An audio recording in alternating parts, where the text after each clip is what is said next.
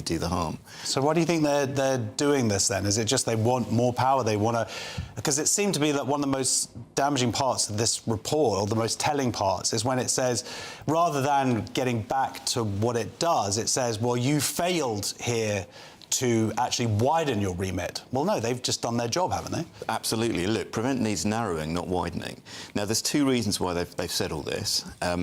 Even though it's wrong. First is that there has been a rise in people who are fascinated by violence and murder without any kind of clear politics and ideology. Obviously, the horrible killings in Southport were an example of that. And the risk, though, is that we kind of try and class any kind of shocking crime or bad belief or unpleasant social phenomenon that we don't like as extremism. And as you know, Axel Rudolph, the murderer in Southport, he was on Prevent, but he was taken off because he didn't have a clear ideological motive. And that's not a failing of Prevent, because it's not meant to deal with that kind of thing. That there needs to be a separate programme for that kind of thing. So that's one reason. And they've got a sort of right diagnosis, but the wrong solution. Second problem is they don't want to speak the word Islamism. The fact is that Islamism is responsible for 94% of all terror deaths in this country since 1999. And the far right for 6% of all terror deaths. And those are the only two extremisms that kill and harm people.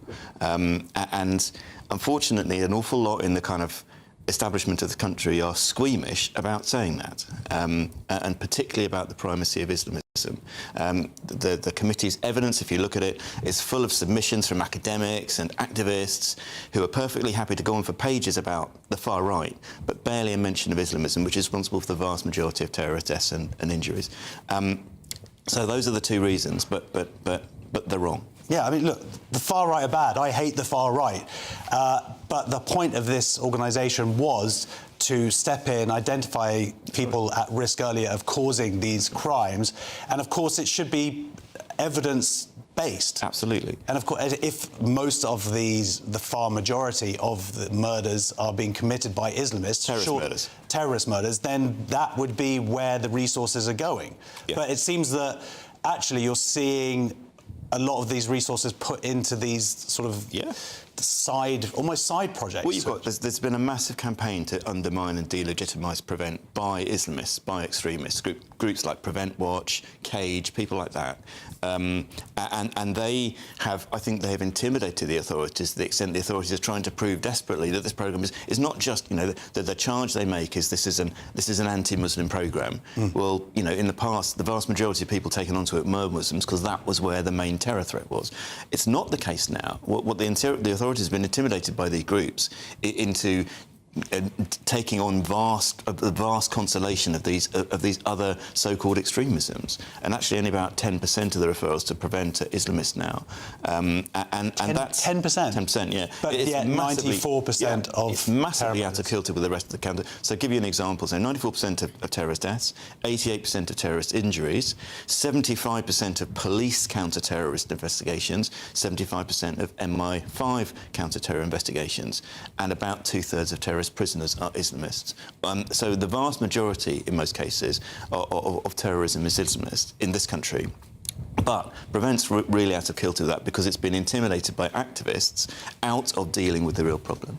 And did you say 10%? About 10%, yeah, 10, 12%. So was that failure coming from teachers and like we saw with the rape gangs, the kind of no one wants to be accused of being racist, so look, there's a kid who's got a Douglas Murray book, and there's someone who's going on... I've literally seen people referred to Prevent for, you know, liking an article in The Spectator. I mean, look, they don't get taken up, right? So there's a lot of confusion between a referral to Prevent and then they get... The vast majority of people who are referred to Prevent don't get taken up by it. You know, they don't go put on a programme called Channel, which is to take them out of extremism. But nonetheless, so the 10% is referrals. But yeah, there's an awful lot of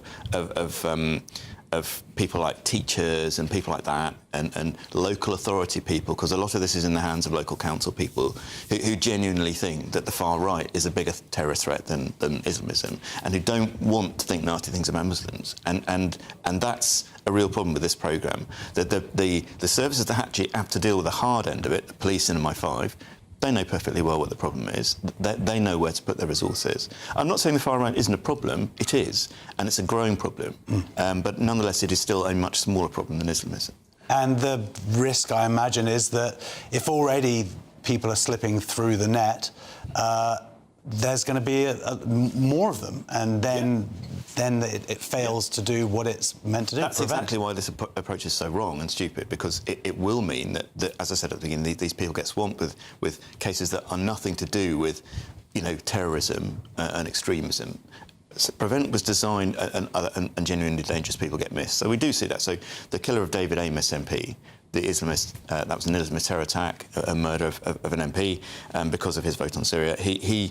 That guy, the man who killed Amos, had also been on Pevent, but he slipped through the net because they were too busy to kind of deal with him properly. And you'll see a lot more of that. And that's a real problem, because Pevent was designed specifically to focus on people who pose a terrorist threat, or who could pose a terrorist threat. It wasn't designed to focus on, people who support violence against women, or members of the manosphere, or conspiracy theorists more widely. Bad as those people are, possibly, but they're not the same level of threat as Islamist or far-right terrorists. So what do you think the solution is? Do you think there's going to be any sort of political push to get Pevent back to where it was? Or do you think that we're just going to see this kind of distillation of its purpose? Or do you think there could be another organisation set up for people who like Andrew Tate? Specifically? There was a whole review of Pevent by William Shawcross under the last government, which said more or less exactly what I've said, that it's been diverted from its true purpose by lefty teachers and things like that, and it's out of kilter with the system. That review has basically been ignored by the new government. That review should be implemented, and yes, I think we need Pevent's focus should be narrowed on people who pose a genuine extremist risk, and that does include the far right as well as Islamists. And if we start getting Hindu terrorism or Sikh terrorism or something like that, then them too. But so far, obviously, there hasn't been any deaths from either of those terrorisms in a very long time in this country. Then, alongside that, there needs to be a parallel programme for people who pose a risk of violence without ideology. And I think, bluntly, people who like Andrew Tate should probably be left alone, or at least not taken on some kind of counter-extremism. Just let Louis Theroux deal with them. And fair enough. Well, I agree with you. Unfortunately, I suspect that it's going to take some people getting murdered in this country until the political resolve actually happens, where we can see some change. Anyway, thank you very much. Big round of applause, please. Andrew Gilligan. We have a statement from the Home Office. They said, we are delivering a fundamental reset in how we approach countering extremism so we can keep the public safe. This includes expanding our visa task force to stop foreign extremists from ever setting foot on UK soil, bolstering our disruption capability to dismantle extremist networks nationwide, and publishing more information to arm frontline staff with the tools needed to tackle extremism. Next on Free Speech Nation, our panel of comedians are going to be answering some pressing questions from our studio audience. See you in a couple of minutes. Thank you.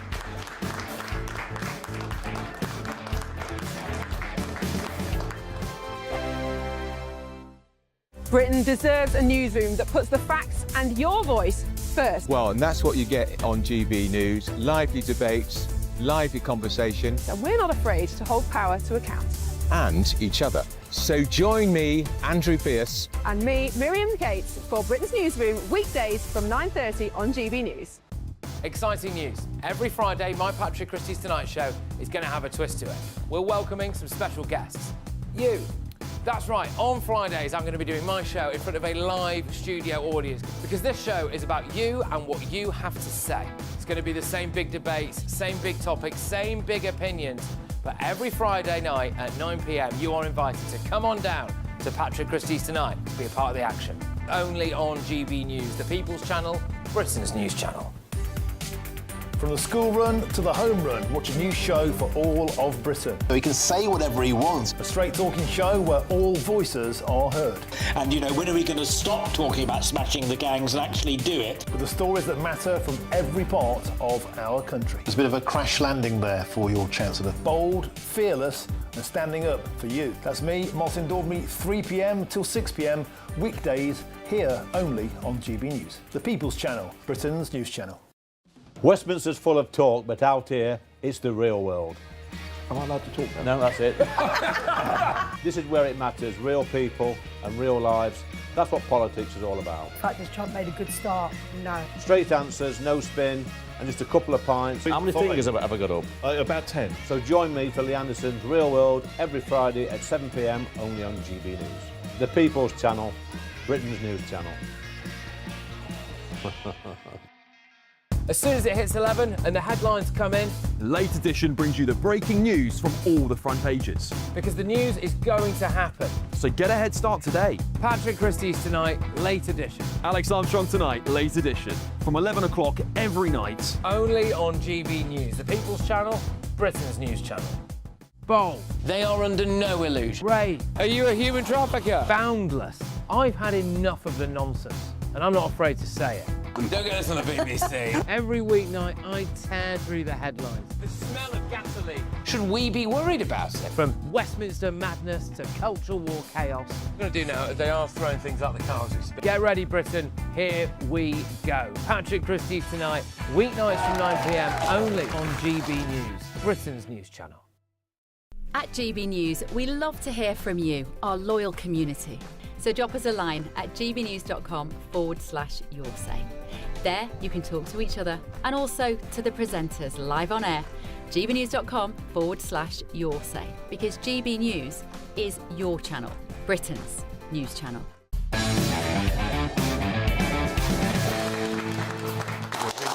Oh, sorry, that was it. Welcome back to Free Speech Nation. My comedian guests this evening are Miriam, Elliott and Nicholas Desanto. There they are. Happy Easter. Happy Passover to you. Thank you. Thank you very much. Happy Passover to you. This is it. Chocolate coming together with matzah. Sugar rush at home with the kids and all that. Did you do that this morning? Did you do some Easter egg hunting? Oh yeah, we did that. Then they did it at the church. Then our neighbor also did one for them. Brilliant. Now they've got that. Tell me about it. Yeah. Wow. Fair enough. And you had a nice Pesach? Similar, yeah. We had them looking for matzah. Yeah, that's slightly different. What do you think? It's not as good a reward like chocolate or the bread of affliction. Yeah, actually, I've got a pig, my son, who found his afikoman. Right, well, we've got some questions from our audience. Our first one is from Mark. Yes, good evening. I was just wondering if the Jewish community should forgive Kanye West. Yes, should Jews forgive Kanye West? So the soft drink manufacturer Pepsi has withdrawn its sponsorship of the Wireless Festival after the event booked rapper Kanye West as the headliner. West, otherwise known as Ye, has been heavily criticised after making various Nazi-related remarks, as well as releasing a song called Heil Hitler, well, that'll do it, and advertising T-shirts on his website displaying swastikas. So, Mark, you're a big Kanye fan. You're always coming in here every week. No, I don't think so somehow. If he is using Nazi signatures and Nazi symbols just to market things, he deserves everything he gets. Well, does he deserve, Miriam, the Wireless Festival? I'm a bit more open-minded about it. I think he suffers from paranoid psychosis. He's got bipolar. He did a big apology recently in the newspaper. I just think that people that suffer from bipolar and psychosis are mad, and you can't really... I don't see it as a kind of, But some people then argue that just because you have that condition doesn't... it doesn't exist. It's awful, but it's also, you can tell the man's a nutter. It's like if I see a nutter on the street going, you go, whoa, you clearly need help. You don't go, oh my God. There's more pernicious people that are mentally all there that also hate us, and that want to kill us. But this man is not. I mean, he's a very talented man, but he's just a bit unhinged, So. I wonder which one he's going to sue us for, calling him a nutter or calling him an anti-Semite. Well, it just gives you hope in free speech and the redemption. If you can be redeemed and admitted into the United Kingdom even after you've done a song called Heil Hitler, right? Because it's the apology. It's to err is human and to forgive is divine. Fair enough, but a cat. that to purr is a cat. Fair enough. Thanks for standing up for the feline community. But the point is, if the shoe was on the other foot, If I once was banned indefinitely, pardon me? The Adidas shoe. The Adidas shoe, yeah. Not the I once was banned indefinitely from a comedy club near your area in North London because I did a pro-life joke, and that was it. I've never been forgiven. Maybe I should have done a joke with a punchline Heil Hitler, and I would have been forgiven. But well, you know what? As the king of North London, I will speak to this comedy club and make sure you get reinstated. I appreciate it. But Miriam, there is an interesting case here in terms of, as you say, he has mental health issues, whether that excuses his paranoia.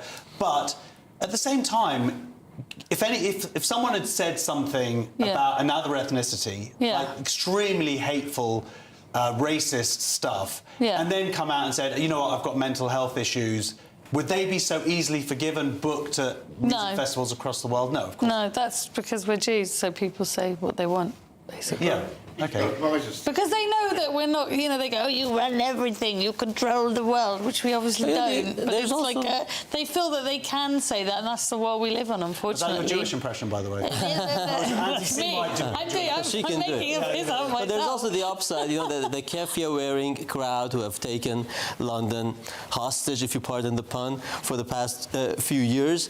If he has those 3 headline nights at Finsbury Park, they go all get concentrated in that area, and the rest of London can go about their business. You know, it's interesting. Well, we still got Bob Dylan's out there screaming about killing the IDF. I feel that that's actually. I don't know why, but I feel like that's much worse. He's really pernicious. He knows what he's doing. Whereas Kanye West seems to be all over the shop, as they say. Yeah. I'm using lots of old terms. Well, GB News has contacted Wireless Festival for a reply, and we are awaiting a response. Well, our next question is from David. Was Queen Elizabeth I trans? Yeah, was Elizabeth I transgender? Oh dear, no. For this one.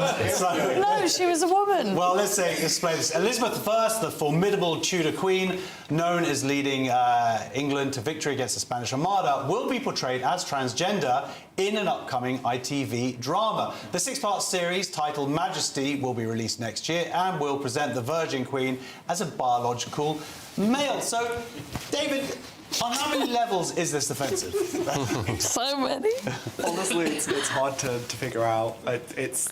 Every time I think it can't get any crazier, it does. I mean, the thing is, Miriam, is that this is not just they've gone, OK, well, we're just going to a transgender, a biological male will portray the, but it's actually the character herself, now himself, is a male.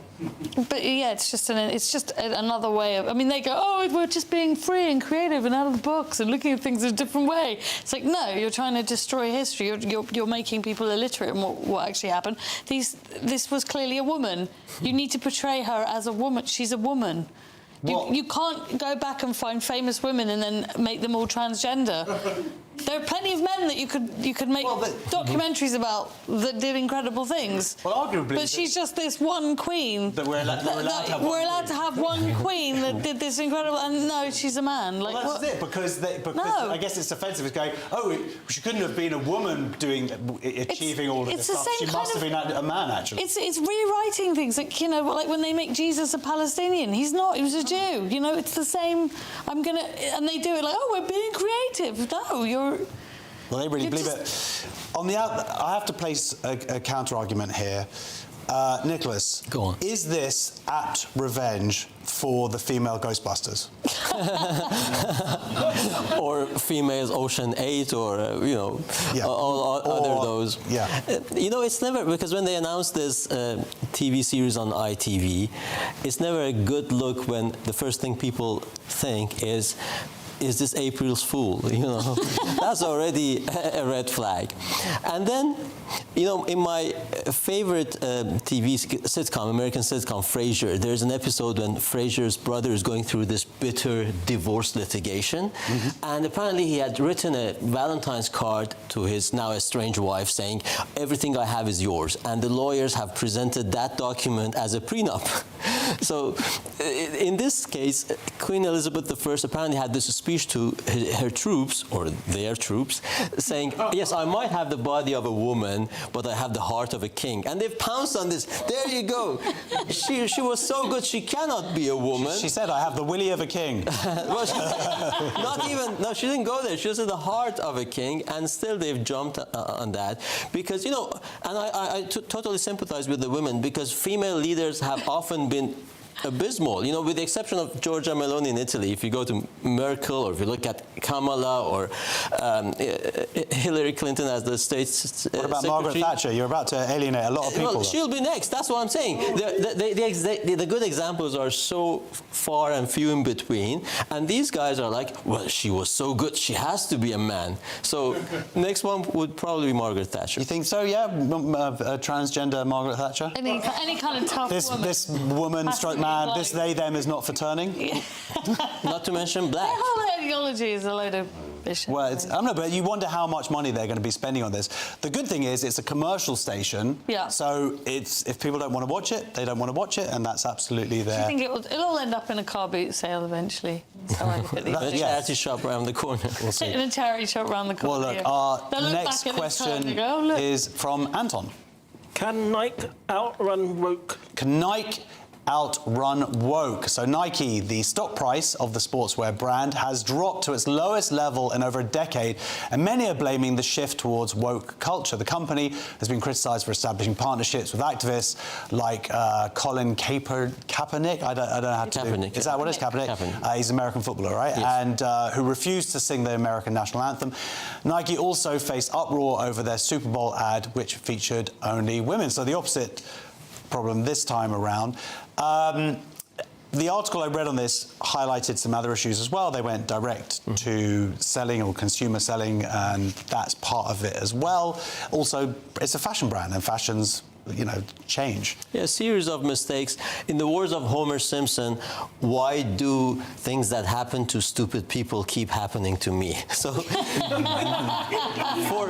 for years, I can't take credit for that, but so for years they have, basically Nike hasn't seen a toxic partnership that they haven't embraced. You know, they went for partnering or sponsoring Colin Kaepernick, who is the father of taking the knee and disrespecting the U.S. and so many other national anthems, because it was a domino effect, and they went sponsoring Megan Rapinoe, who is an American soccer female star who famously declined an invitation to the White House because Trump was president. They were almost... And thinks that men should be in women's sports. I'm not sure about that, but okay, yeah. Fair enough. Thanks for that. And they were almost going to sponsor Ayatollah Khamenei's line of turbans. Thankfully, the war started. So basically, Trump saved them. But my point is that, you know, Colin Kaepernick going on about toxic... Dylan Mulvaney, who they gave him a sports bra. Racism, systemic sexism, and all that. Whereas their slogan is just do it. So people should just do it. Nobody likes whiners, you know. Fans of sports don't like Colin Kaepernick, who complains about racism, or Megan Rapinoe, who complains about sexism, or whatever. Just ironically, their slogan is just do it. So just do it and that. So they haven't done it, have they? No, they should just stop doing it. So stop that should be their thing. Yeah. All right, we listened. Maybe just turn the dick into a cross and then pin it. Well, see, I mean, obviously everybody loves these stories of go woke, go broke. Well, not everyone. Nike doesn't love them. We love them. But do you think that these large conglomerates are actually going to ever learn their lesson and just stick out of this stuff? I think that, no, I think they're just too dumb. Okay. Seriously, I think they employ a bunch of these woke talking heads that sort of get to the top somehow of the trainer hierarchy, and they just spout all of this ideology, and they believe that and even if the figures show that no one buys it on the high street, they'll just keep doing it. Well, and then they've, I think 75% their shares have gone down. That's huge. That's like 3/4. They've got lower than TK Maxx now, so, you know. So hopefully there'll be a TK Maxx sort of hybrid Nike. I mean... more accessible. I've always worn Adidas myself, so... OK, all right. Well, you're a big Kanye West fan. Next on Free Speech Nation. Is it time that Britain adopts a free speech bill? See you in 2 minutes.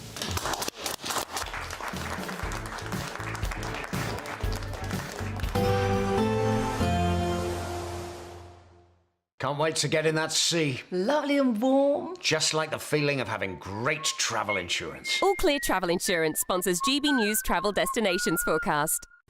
Hello there. Plenty of sunshine to come across much of the Mediterranean over the next few days, and temperatures rising as the sunshine continues to strengthen. Plenty of sunny spells across the Canaries and Madeira, though there is the risk of some showers across Portugal. Plenty of sunshine for the rest of Spain, across into Italy as well, improving across Greece and Turkey. Plenty of sunny spells, but still the risk of a few showers around. The next few days also remains fine and dry. All Clear Travel Insurance sponsors GB News Travel Destinations Forecast. Hello there, good evening. Welcome to your GB News weather update from the Met Office. As we head closer to Bank Holiday Monday, it will be a cold start, patchy frost in places, but mostly dry, sunny spells. They're feeling a little chillier than it has done as of late. And we've got a ridge of high pressure building across the country this evening and through tomorrow, so any remaining showers that we've seen today should largely ease away, becoming confined mostly to northern coasts of Scotland. Winds turning much lighter as well, and with clear skies, light winds, that means it is going to be turning cold. A patchy frost in places, particularly across Scotland and northern parts of England, and many towns and cities dropping to the mid to low single figures. So it is going to be a fairly chilly start to the bank holiday. Quite a widespread frost in Scotland, but quite a dry and bright start. There's some longer spells of rain just across the far north of Scotland. This will ease away through the course of the morning.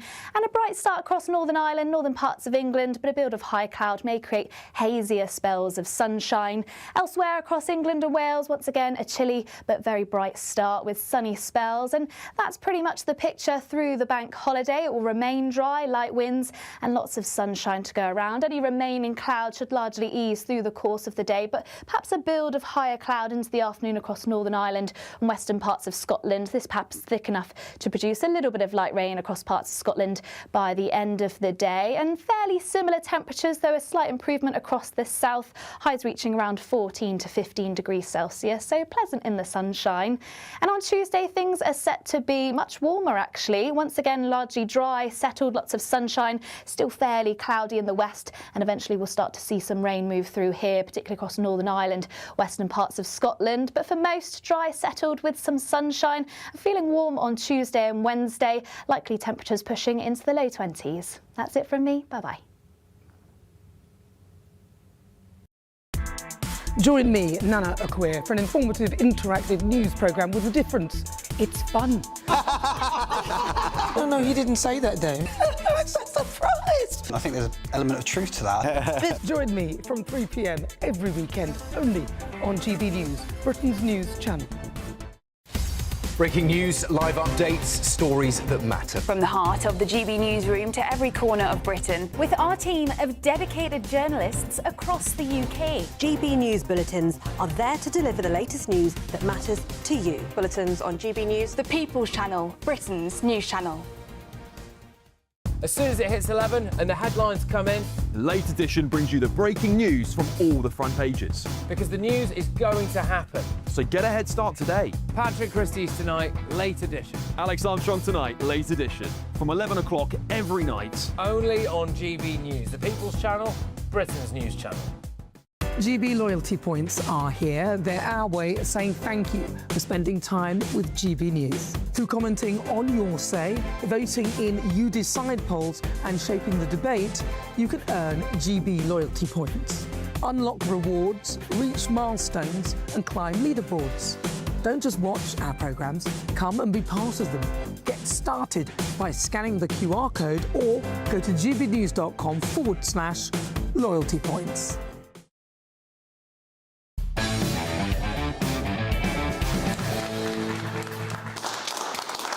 Welcome back to Free Speech Nation. Now, a British think tank has unveiled their plan for a new free speech bill for Britain. The Adam Smith Institute, working with American lawyer Preston Byrne, have presented a serious legislative draft for protecting freedom of speech in the UK, sure to ruffle feathers across our political establishment. So, what would such a bill look like? And are we right to look across the pond for inspiration on protecting this fundamental democratic right? Joining me now is the Director of Public Affairs at the Adam Smith Institute, Max Marlow. Welcome to the show. Josh. So, Max, I think people out there are watching a show called Free Speech Nation. They would understand the need for free speech in the UK and how it's been under threat. Is this what the bill, is this why it's coming along and you've put it out there? Yeah, fundamentally. I mean, I just want to get one thing very straight, which is that we've never had, in the way the Americans think about free speech, we've never had it here. So if you go back to the Middle Ages all the way through, actually free speech was under threat during that entire period. And then we hit kind of the post-war period. We had the, the Public Order Act, for example, with the Obscene Publications Act, where even Lady Chatterley's lover was not allowed to be published or sold in the UK. And then all the way up to today, wherein we've got over 10,000 people being arrested for social media posts per year. So for us, we want to kind of stop being on the defensive and start being on the offensive. If you really care about free speech, which obviously we do at the Adam Smith Institute, and I know everyone here does absolutely too, we want to give people kind of the power and the will, and then now a bill to go into Parliament and say, look, pass this, it will solve so many of our free speech problems and make us, I think, a much more free and sensible country. Yeah, it makes sense, but then you have to ask, why has this never happened?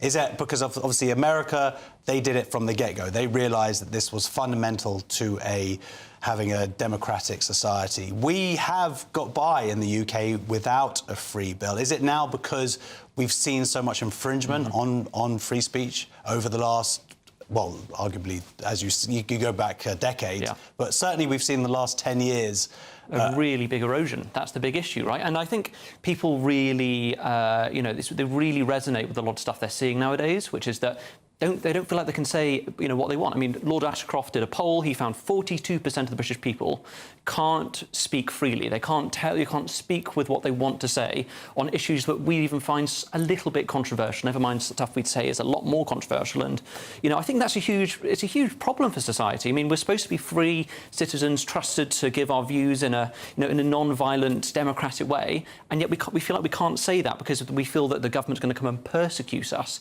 And we've seen actually what happens when people, don't feel like they can say what they want. They turn to the really big extremes. They either go to the far left, they go to the far right, because they feel like they're being pushed down on, and that we see that across Europe at the moment. A lot of people going to the far left and the far right. Even in Britain, we've got people moving, to more radical right on reform or to more radical left on, the Greens, and the two, mainstream parties are just being left in the dirt fundamentally over this stuff. So for us, it's just letting people express themselves as is their God-given right.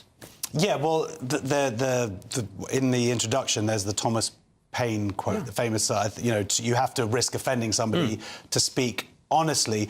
You mentioned that 42% of people who don't feel they're able to express themselves. I wonder what percentage of those people would say, oh, I'd never want to hurt anyone's feelings.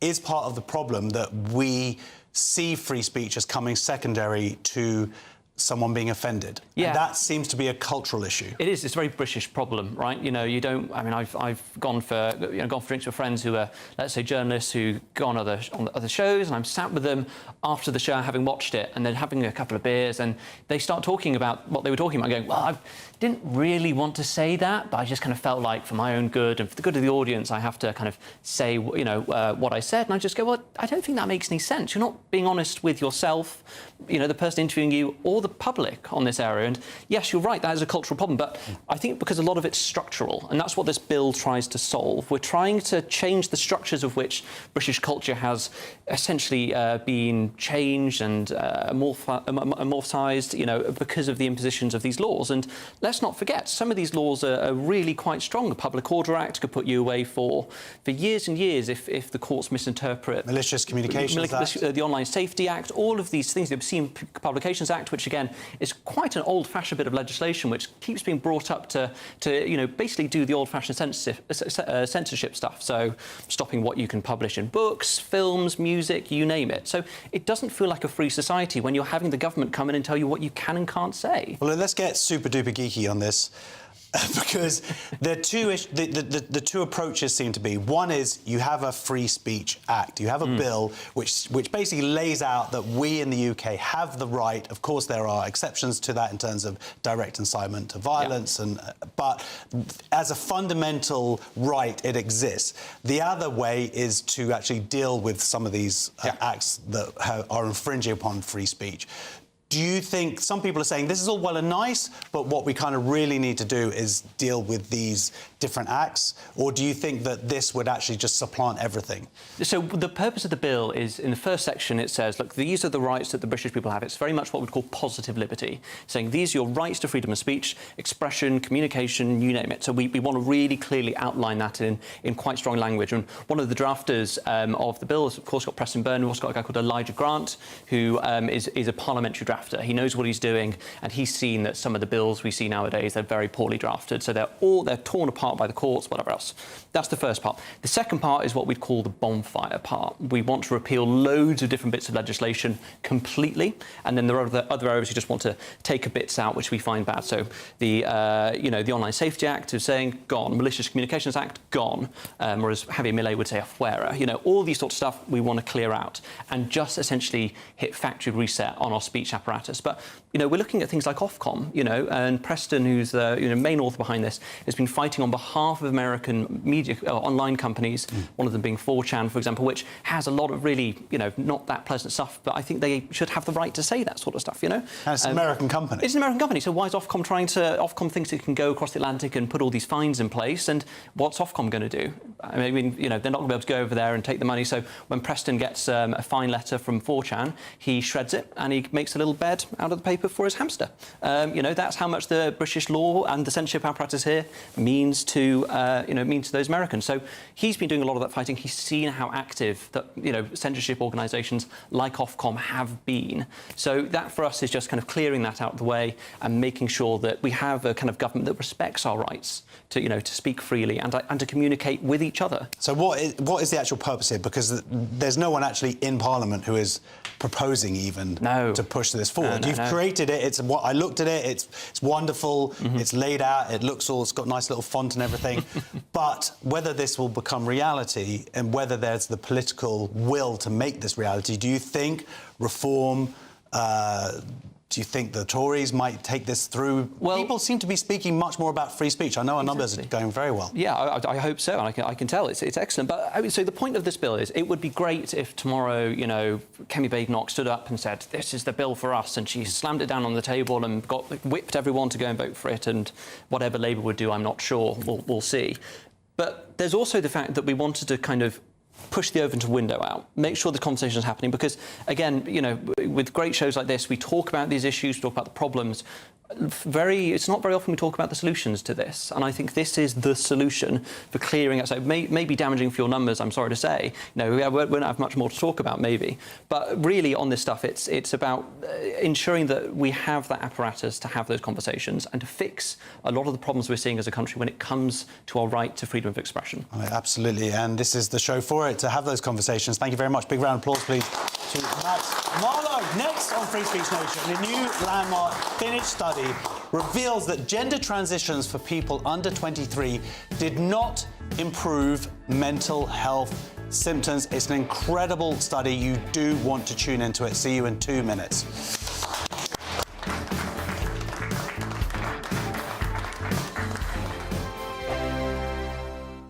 I'm Michelle Dewberry. This is Jubes & Co. with you. Hello everyone, Patrick Christie is here. GB News, Britain's news channel. Access the stories that matter to you. Take the GB News family with you on any device. And as long as you have an internet connection, tune in to GB News anywhere on the planet or beyond.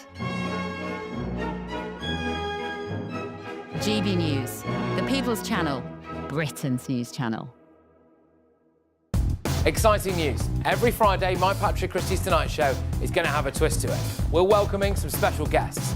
You. That's right, on Fridays I'm going to be doing my show in front of a live studio audience, because this show is about you and what you have to say. It's going to be the same big debates, same big topics, same big opinions.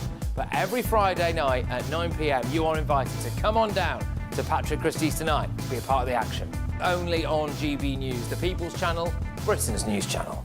Every week there are stories that shape the national conversation. We'll be discussing that. And on Saturday Morning Live, we break them down.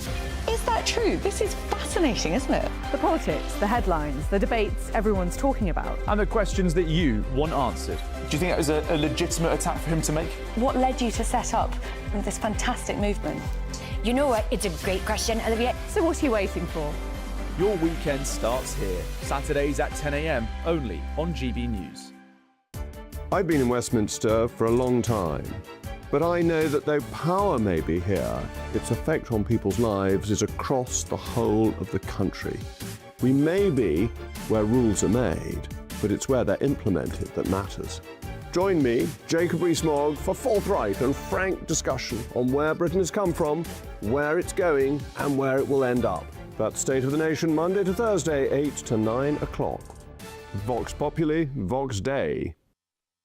You want to know what's really going on in the corridors of power? Labour don't know what to do with you half the time, and that makes you quite lethal in the chamber. Get behind the headlines with Chopper's Political Podcast. Join me, Christopher Hope, as I sit down with the great and the good of British politics. We'll see where this ruling takes us. These are the stories shaping our nation. Chopper's Political Podcast, available now on all platforms. Listen in and stay ahead.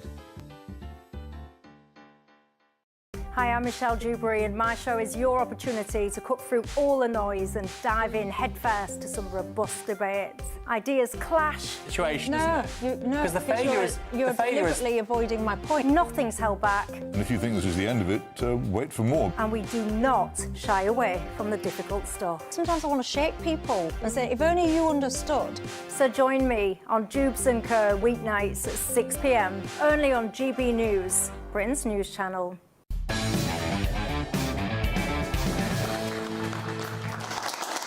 Welcome back to Free Speech Nation with me, Josh Howie.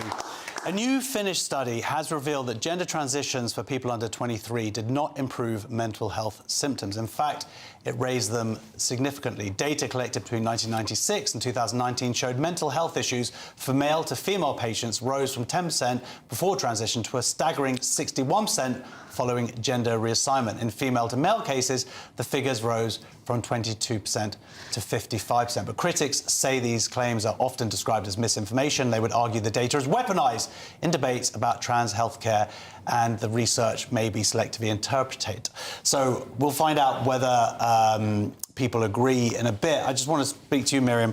What we've seen since sort of 2015 or so was this idea spread around the world that young people, if they weren't allowed, like they weren't affirmed, that they would commit suicide. This was something that was told to parents, to children themselves even, and that was used to push through the medicalisation of kids, where we saw with hormones, but we also saw body parts being chopped off. It's insane to talk about it. This Finnish study is the only study in the world where they actually really followed through properly with all of these cases. Over here we had the Tavistock Centre. They kind of they did a study and then they kind of just let everyone go. What we've seen through this study finally is evidence that actually going through and having this medicalisation made it worse, made more people think about committing suicide. This is huge in terms of evidence finally about really arguably an evil that has been done to children. 100%, yeah. It's a nutty ideology. And no one questioned it. And it starts off with all these suppositions about things that are altering the natural state of reality and convincing people or children that they are what they're not. And then in this kind of pantomime of it's awful. But I mean, the fact that it's come out now that most of these children, or let's say young adults, end up, suicidal. Yeah, OK. Well, well, look, we're going to have the take now of the chartered clinical psychologist, Dr. Dione Joseph. Welcome to the show. Hello. Hi, thank you for joining us. When this study came out over the last 24 hours, I think a lot of people felt vindicated and also very angry. Would you agree with that? I certainly would. I mean, this is the evidence that we have needed for a long time. Gender affirming care is a disaster, but this proves it now. The Finnish have done a really good, robust study. They followed these youngsters for about 24 years, I think it was, and the evidence is incontrovertible that gender affirming care, the phalloplasties, all the medioplasties, the chest stuff they did, made these youngsters considerably worse. They started off with quite high levels of morbidity, and they got a lot worse. And we have the evidence because it's such a large study. There were nearly 3,000 participants in the study. They went back and looked at the data. And it's very clever because they matched it with controls in the population. So each person in the study had 2 males and 2 female controls. So we could really compare them with other Finnish youngsters of their same age. And we saw a disastrous decline in their mental health and functioning. Isn't it incredible? As a result of what has been... Well, I was just going to say, isn't it incredible that this data is out and it's out now and looking at now and hopefully will have an impact. Whereas, of course, this data was so needed 10 years ago, and yet medical practitioners just pretended that there was data out there when there really wasn't. Exactly. You know, they lied, they hid, they obfuscated. The Dutch study, right back whenever that was, had promised to follow people up. And the fundamental thing when you're doing when you're doing an experiment like this is you have to follow up the data. You have to follow your people. And this actually, Josh, goes back to what John Money did.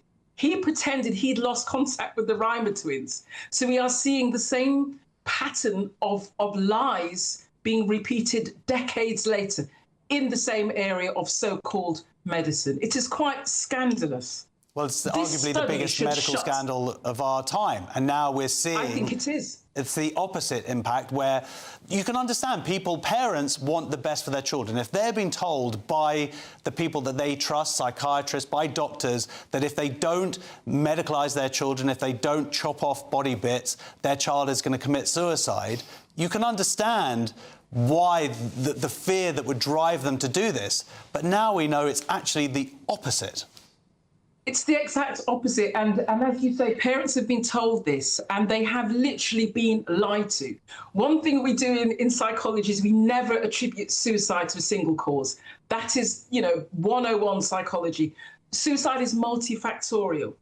And to just say it is because your child is the wrong sex is so unethical. And then to say this in front of the child when they're there, we are literally teaching children to be suicidal. We call it making misattributions.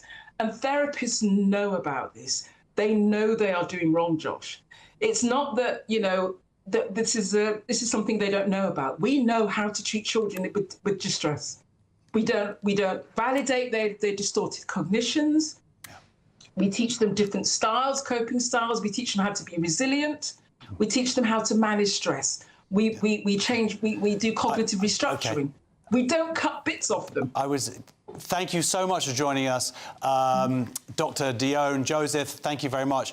If you have been affected by anything that you've heard, Samaritans are here day or night, 365 days a year. You can call them for free on 116 123 and email them at joe@samaritans.org or visit samaritans.org to find your nearest branch. By the way, some critics say it's misinformation. I suggest you go out and look for yourself. Thank you very much for joining us for the first hour of Free Speech Nation. See you for the next packed hour in a few minutes.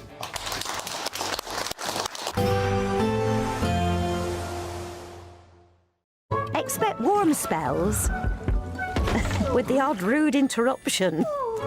Box Boiler sponsors the weather on GB News. Hello there, good evening. Welcome to your GB News weather update from the Met Office. As we head closer to Bank Holiday Monday, it will be a cold start, patchy frost in places, but mostly dry, sunny spells. They're feeling a little chillier than it has done as of late. And we've got a ridge of high pressure building across the country this evening and through tomorrow. So any remaining showers that we've seen today should largely ease away, becoming confined mostly to northern coasts of Scotland. Winds turning much lighter as well, and with clear skies, light winds, that means it is going to be turning cold. A patchy frost in places, particularly across Scotland and northern parts of England, and many towns and cities dropping to the mid to low single figures. So it is going to be a fairly chilly start to the bank holiday. Quite a widespread frost in Scotland, but quite a dry and bright start. There's some longer spells of rain just across the far north of Scotland. This will ease away through the course of the morning. And a bright start across Northern Ireland, northern parts of England, but a build of high cloud may create hazier spells of sunshine. Elsewhere across England and Wales, once again, a chilly but very bright start with sunny spells. And that's pretty much the picture through the bank holiday. It will remain dry, light winds and lots of sunshine to go around. Any remaining clouds should largely ease through the course of the day, but perhaps a build of higher cloud into the afternoon across Northern Ireland and western parts of Scotland. This perhaps thick enough to produce a little bit of light rain across parts of Scotland by the end of the day. And fairly similar temperatures, though a slight improvement across the south, highs reaching around 14 to 15 degrees Celsius, so pleasant in the sunshine. And on Tuesday, things are set to be much warmer actually. Once again, largely dry, settled, lots of sunshine, still fairly cloudy in the west, and eventually we'll start to see some rain move through here, particularly across Northern Ireland, western parts of Scotland. But for most, dry, settled with some sunshine, and feeling warm on Tuesday and Wednesday, likely temperatures pushing into the low 20s. That's it from me. Bye-bye. Expect warm spells with the odd rude interruption. Boxed Boiler sponsors the weather on GB News. Everything you need to enjoy a super summer could be on us this year, as you could drive away with this very latest Benivan 4-berth camper van. This camper van is fully equipped with its own kitchen, bathroom, dinette and plenty of storage. We'll also get your summer sorted with a further £25,000 in tax-free cash that you could spend however you like. For another chance to win a camper van and cash, text prize to 63225. One entry costs £2.50 plus one standard network rate message, or text bonus to 63225. 5 entries cost £5 plus one standard network rate message. Go to gbnews.com/win. Entries start at £2.50. Call 0903 686 3232. Calls cost £2.50 plus your network access charge, or post your name and number to GB20 PO Box 8690 Derby DE1 9TT. Entrance must be 18 or over. Lines close at 4 p.m. on the 1st of May. Please check the closing time if listening or watching on demand. Good luck. Bold. They are under no illusion. Ray. Are you a human trafficker? Boundless. I've had enough of the nonsense, and I'm not afraid to say it. Don't get us on a BBC. Every weeknight, I tear through the headlines. The smell of gasoline. Should we be worried about it? From Westminster madness to cultural war chaos. What we're going to do now is they are throwing things out the car as we speak. Get ready, Britain. Here we go. Patrick Christie's tonight, weeknights from 9 p.m. only on GB News, Britain's news channel. Join me, Nana Akweer, for an informative, interactive news programme with a difference. It's fun. No, he didn't say that, Dave. I'm so surprised. I think there's an element of truth to that. Join me from 3 p.m. every weekend, only on GB News, Britain's news channel. From the school run to the home run, watch a new show for all of Britain. He can say whatever he wants. A straight-talking show where all voices are heard. And, you know, when are we going to stop talking about smashing the gangs and actually do it? With the stories that matter from every part of our country. There's a bit of a crash landing there for your Chancellor. Bold, fearless and standing up for you. That's me, Martin Daubney, 3 p.m. till 6 p.m, weekdays, here only on GB News. The People's Channel, Britain's news channel. As soon as it hits 11 and the headlines come in, the Late Edition brings you the breaking news from all the front pages. Because the news is going to happen. So get a head start today. Patrick Christie's tonight, Late Edition. Alex Armstrong tonight, Late Edition. From 11 o'clock every night. Only on GB News, the People's Channel, Britain's news channel. At GB News, we love to hear from you, our loyal community. So drop us a line at gbnews.com/yoursay. There, you can talk to each other and also to the presenters live on air. gbnews.com/yoursay, because GB News is your channel, Britain's news channel.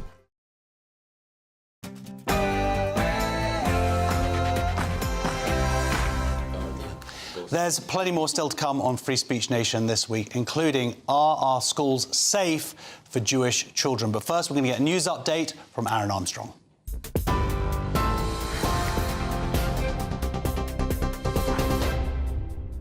Thank you, Josh. Good evening to you. Our headlines. President Trump has renewed his threat to unleash hell on Iran if it continues to keep the Strait of Hormuz closed.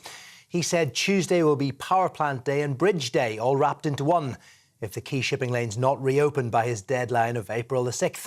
Although Mr. Trump since told US broadcasters Iran is negotiating now and said there's a good chance a deal will be reached by tomorrow. Well, Mr. Trump also confirmed his forces have found a US airman who'd been unaccounted for since Iran shot down a fighter jet on Friday. He says the colonel is seriously wounded, describing the rescue mission as one of the most daring operations in US history.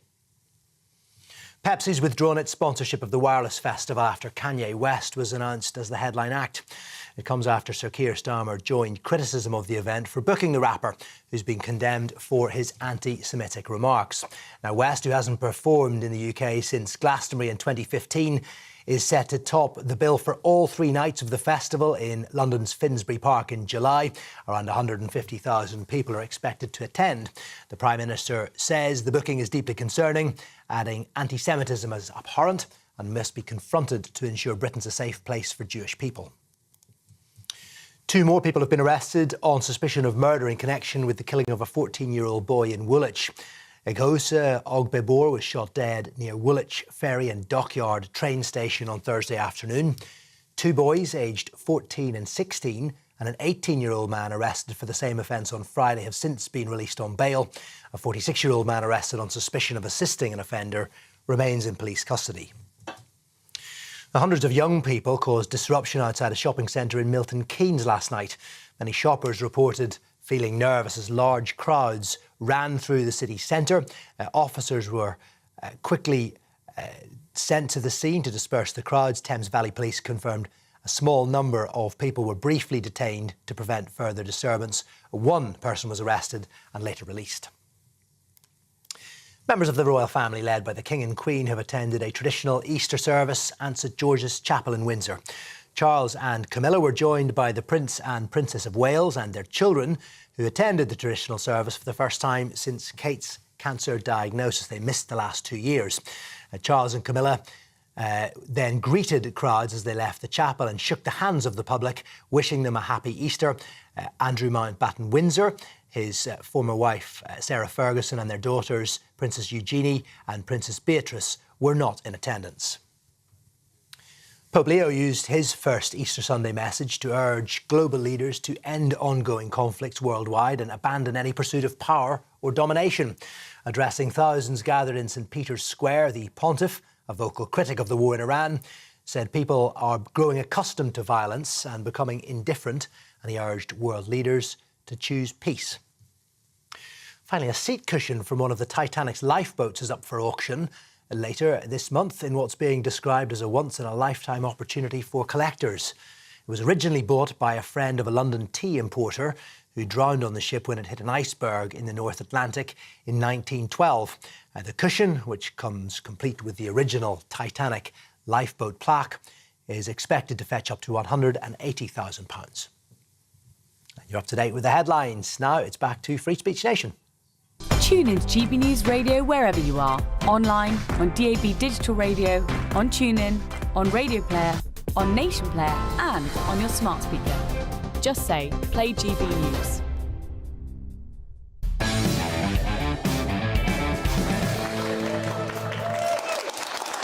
Welcome back to Free Speech Nation with me, Josh Howie. So, are Jewish students safe in our schools? A new investigation exposes a disturbing reality with rising anti-Semitism, leaving many students feeling unsafe. In one case, 2 6-year-olds were allegedly called baby killers for singing a song in Hebrew. In another, swastikas were carved into school toilets alongside graffiti reading "Kill Jews" and anti-Semitic taunts on football fields. And it doesn't stop there. Parents are also raising concerns with reports that some teachers are wearing pro-Palestine badges in the classroom. It's no surprise Jews are living in fear, with more than a fifth of British Jewish parents reporting their children have experienced anti-Semitism at school. Well, one parent who knows all about this and whose child has been targeted by these anti-Semitic attacks joins me now, journalist Hilary Freeman. Hilary, welcome to the show. Hilary, you wrote a story last year that was incredibly affecting about what happened to your daughter at her school. Yeah, so my daughter was at a local primary school, local state primary school. Everything was absolutely fine until October the 7th. And then suddenly kids started coming up to her in the playground saying, do you support Israel or Palestine? Like it was a... And how old is she? She was 8 at that time. Wow. As though it was like a football match. And she didn't know what to say, and she found it quite upsetting. And these were kids from older years. And they would say things to her like, tell your dad that you support Palestine. And then it even got worse that teachers were getting in on the act. So there was a teacher who was wearing a Palestine bracelet, and when my daughter looked at it and she noticed my daughter staring at this bracelet, she said, oh, do you like my bracelet? And my daughter said, well, no, not really, because actually, you know, one of our relatives was murdered on October the 7th, so it was quite personal, quite upsetting. And the teacher was like, oh, well, you should support Palestine. And there was another teacher who actually said in a lesson that she supported Palestine, and all the kids started chanting from the river to the sea in the class. She did absolutely nothing, just let them do that. When it came to Mother's Day, they all made Mother's Day cards, as kids do in the classroom, and all the children were drawing Palestine flags on their cards. So my daughter was just feeling very much, you know, an outsider and sort of being singled out all the time just because she was Jewish. You know, we're not Israeli. She'd never said anything about Israel. And yet suddenly she was getting all this grief and attention all the time just because she was Jewish, and they knew she was Jewish. See, I remember a time when it was meant to be about colourblindness, and you were just, and certainly 8-year-olds are just, you raise your kids, ideally, where they don't see this kind of, this difference, I guess. Yet, your daughter, of course, this happened to you, and I believe in the end, had to move school? Yeah, so ultimately, when we realised that this was not the school did deal with the teachers, but they didn't seem to, they were support teachers, and they did say that they wouldn't be welcome back, because I made the point that schools legally are not allowed to be partisan. It's actually against the law for teachers to be promoting their own political views in a school. And yes, ultimately it became so uncomfortable for our daughter, and also, you know, for us, that because I had problems with parents as well who were harassing me in the street, on social media, and the school didn't really take that seriously. And in the end, we moved her to another school. In the middle of Year 5, which is obviously not the best time to be changing schools. No, so this report's come out today in the Telegraph, yesterday, talking about the increase in anti-Semitism, and it's across the UK. This was a school in Bethnal Green, in East London, was it? It's in East London, yes. OK. So, but there are instances up in Norwich. There's a football team. They had abuse screamed at them during the match. These 6-year-olds that we mentioned, being told that they're baby killers. There seems to be myriad factors. You mentioned teachers as part of it. The NEU seem to be obsessed on this issue. Well, the NEU seems to be, you know, promoting this view. They're not neutral at all. They're actually promoting it, and they had a motion that Israel was an apartheid state, I think, at their last conference. Not for better pay. Let's focus on Israel. Like they're going to have a huge impact. It's like Israel lives rent-free in everybody's head. Why? It's not a big issue for teachers in this country, and they're changing lessons as well, changing textbooks, and suddenly Israel's being erased. It's now Palestine instead of Israel. You know, and things that are ahistorical, which is... Yeah, Jesus was a Palestinian. Jesus, taught in schools. And this is being taught in schools, and it's like, hang on, if you can't actually trust what your children are being taught in schools, what can you trust? Well, they're being taught that there are 100 sexes. Yeah, well, so there's that as well. This is part of it. So the ideology of teachers. We also had Suella Braverman spoke out this week, because I believe the NEU were trying to pass a motion about fighting reform in schools. This goes totally against whatever you think of reform or not. They are a political party leading in the polls. To have teachers going in and pushing their ideology onto kids, that's not their job. No, they should facilitate discussions, sure, and they should, but they have to be neutral. They have to be balanced, and that isn't happening. And it's like, why is this happening? What's happening with the training of teachers? What's gone wrong with that? Because there's obviously something going wrong with that. Well, I believe that half the schools in London don't even recognise anti-Semitism as a form of racism. Really. Absolutely. You know, there's this thing that you see on social media all the time. Judaism is a religion, not a race, so therefore we can't be racist, which is just obviously not true. And Judaism is an ethno-religion. It's an ethnicity as well as a religion. But yeah, they don't understand it. And the other problem is they don't understand the history of anti-Semitism. So they don't understand that when you call Jews baby killers, that's actually an ancient trope, which they're now, you know... And when you're getting, like, school children calling 6-year-olds for being proud for singing in Hebrew, a language that existed for thousands of years.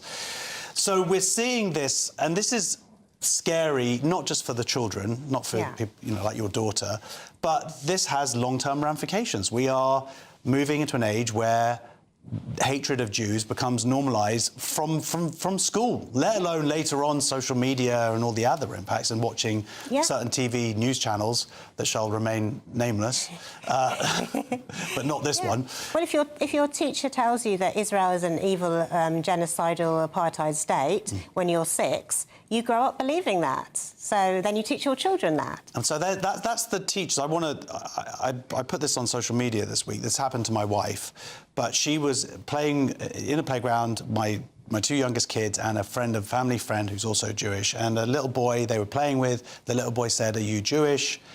And they said, "Yeah." And he went over, he told his dad supposedly went mental, started screaming at the kid. My wife sort of didn't know what was going on. She heard the screaming, went over, and this kid was, like, terrified and kind of walked away and wouldn't play with the kid. And then Dad was just staring at my wife, staring at my kids. And I can only assume that he was told, don't go and play with those Jews, basically.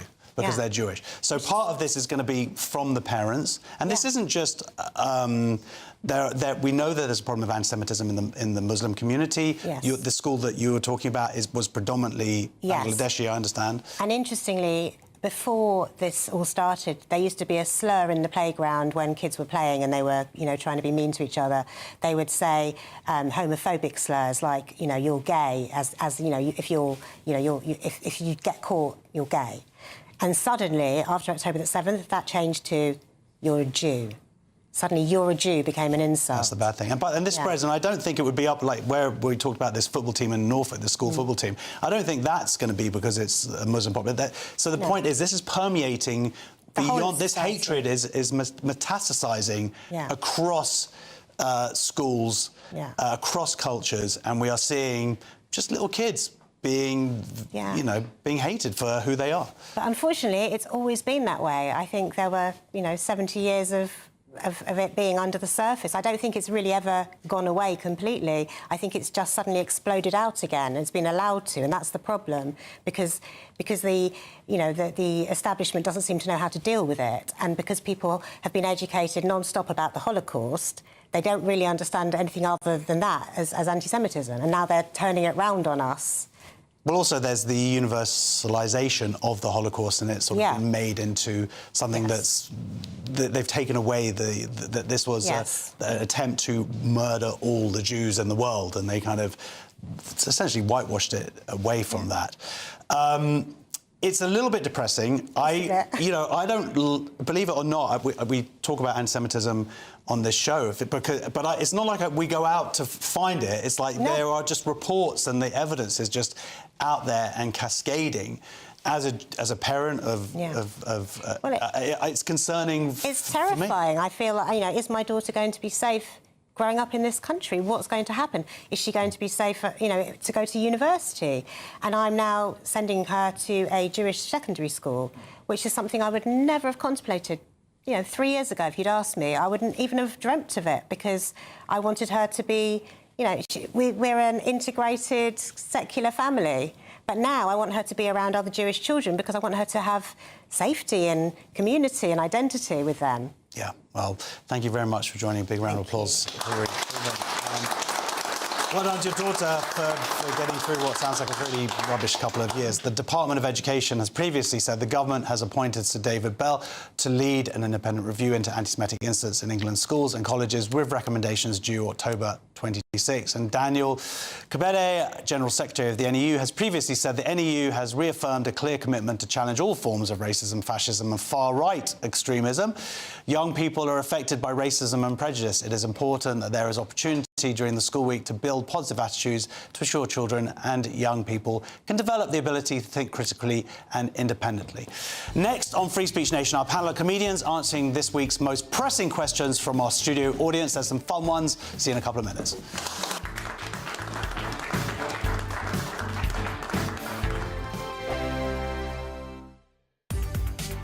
From the school run to the home run, watch a new show for all of Britain. He can say whatever he wants. A straight-talking show where all voices are heard.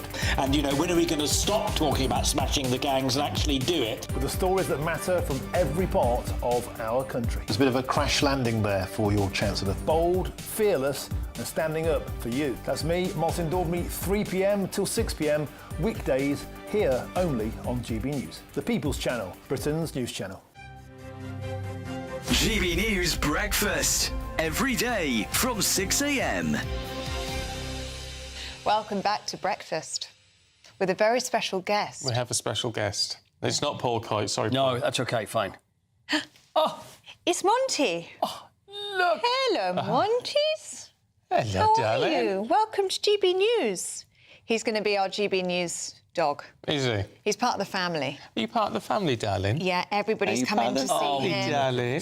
He's been such a good boy, hasn't he? He really has. He's unbelievable. And also, I don't know what are you going to say, that he's been on your lap for like the last half an hour? My lap for the last half an hour. And he's not... That was going to be our little secret. He's But you been were very so good, weren't you? quiet, and he's been as good as gold. Yeah. Look Look he's at such him. a gorgeous little boy. Oh. You've been so good, haven't you? For those of you on the radio, he's a tiny, tiny, tiny miniature dasher. Yeah. Golden. Yes, He's he is, golden. and he's very fluffy. And I gave him a good wash, so he's all clean for GB News. He's just so good. Cute. He's been a good boy, so he's going to sit with us as we do the sport. So if you spot his little head, that's who it is. This is Monty, our new member of the family. Hello, darling. There he is. I We need to get him a know. nice little GB News collar. We do. I don't know like if to we've be got those funny, on the... but this is going to be really tricky for I you. know. Is it? I know. Go on, then. Do you want to hold Try. him as you do the sport? Oh, spot. Look, Coity's in love. Come on then, let me just, I'll just take There you it. go. You know what's going You to hold happen. I'm him. going to end up dropping him. Oh, it's OK, sweetheart. Come on. There we go. You're OK. He loves Uncle Paul. Oh, and he's a Spurs fan as well. There. He's watched lots of Spurs. So Liverpool beat Galatasaray 4-0. Who would have thought? Honestly. They were 1-0 down after the first leg, and then 3 goals. Yes, I know. Isn't that crazy? Yes. So they play PSG. I don't mind. You know what? I don't care about dog licks. GB News, the People's Channel. Westminster's full of talk, but out here, it's the real world.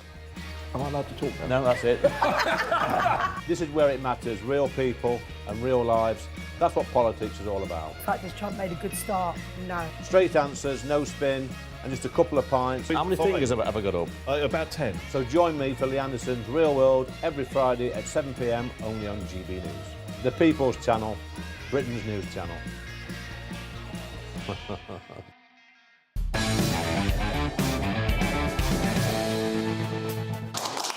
Welcome back to Free Speech Nation. We've got some more questions from our audience. Our comedian guests again are Miriam, Elliott and Nicholas Desanto. Let's have another round. You guys just love applauding, don't you?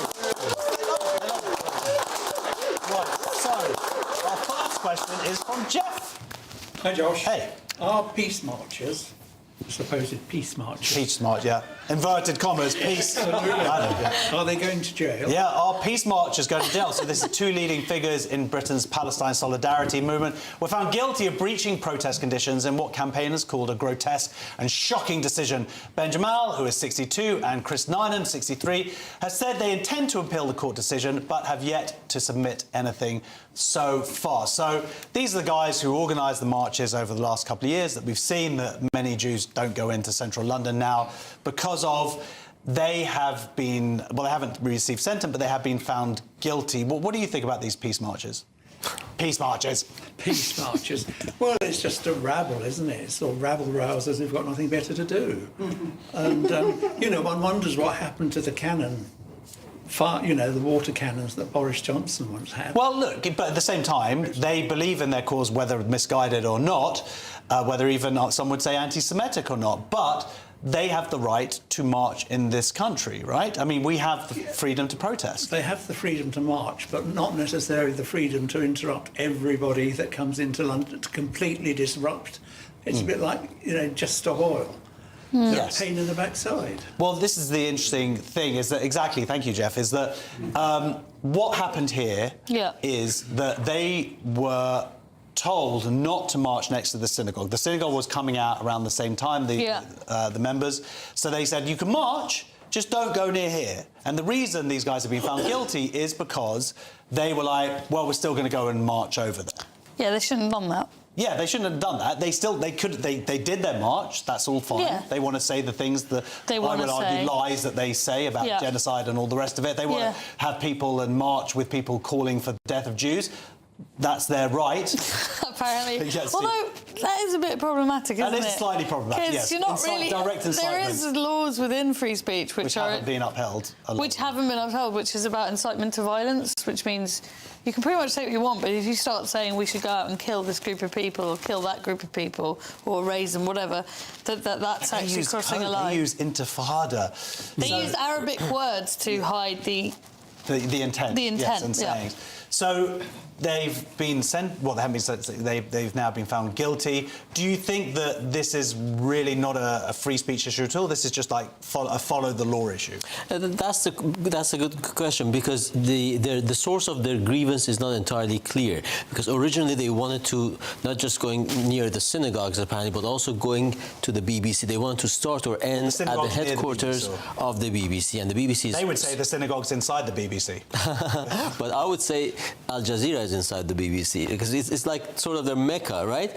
And they had already done that, so they were unhappy that the police didn't allow them to adopt that route. Fair enough. So the question is... the law doesn't apply to them. That seemed to be the gist of what they were saying was... Exactly. So once you have been issued with the authorization and with this pre-established route, then you have to respect it. So now the accusation was that they tried to breach the police lines. Okay, so why did you accept that route, no matter how unfair, in your opinion, in the first place? So the problem is really two levels. The route was imposed on them and they didn't like it, and then allegedly they tried to breach it. So the law shouldn't apply to them, I think, seems to be the argument. Well, look, our next question is from Rory. Rory? Hi. Hey, go on. You were so sort of paused there, waiting for your moment. Yeah, I'm fumbling it, aren't I? No. Are pro-Palestinians homophobic?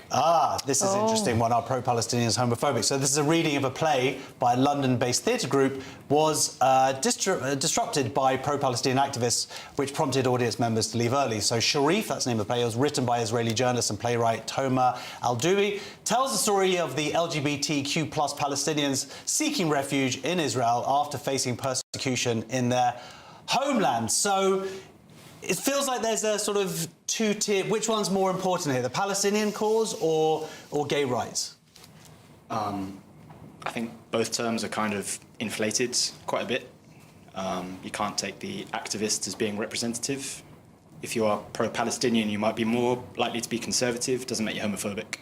No, absolutely. I mean, the point is that this is about... I think they have a very black and white understanding of reality, don't understand that gay people all of the evil in the world in their head is Israel, and all of the good in the world is everybody else. So if Israel does a good thing to help gay people in Palestine or whatever, that can't be, it's all propaganda. So they have this very binary, stupid way of looking at things. And if it doesn't fit that sort of black and white understanding of the Middle East and of everything, then they will shut it down. Well, they don't understand. I mean, we've got to provide some context here, because in Gaza, with Hamas in charge, homosexuality is illegal. Gay men will be chucked off buildings. Yeah. And then that's why you get LGBT people leaving Gaza, leaving the Palestinian territories to go into Israel because that's the only place they can get safety. In fact, that's the only place they get safety in the entire Middle East. Yeah, exactly. But that doesn't fit the narrative of Israel, as Miriam said, being the bad guys. Right? Yeah, what you just said is a fact that Israel is by far more open-minded towards the LGBT community. There, it's the only place in the Middle East you have. Absolutely, but because the activists, primarily leftist activists, have gone global, just like their Intifada, and they've gone intersectional, the primary target, the omni-cause, so to speak, is anti-Westernism and anti-Christianism or anti-Judeo-Christian values. That's why we see LGBT for Gaza or LGBT for Palestine, and it's problematic. In Italy, we call it the coalition of the devil and the holy water. So it doesn't make sense.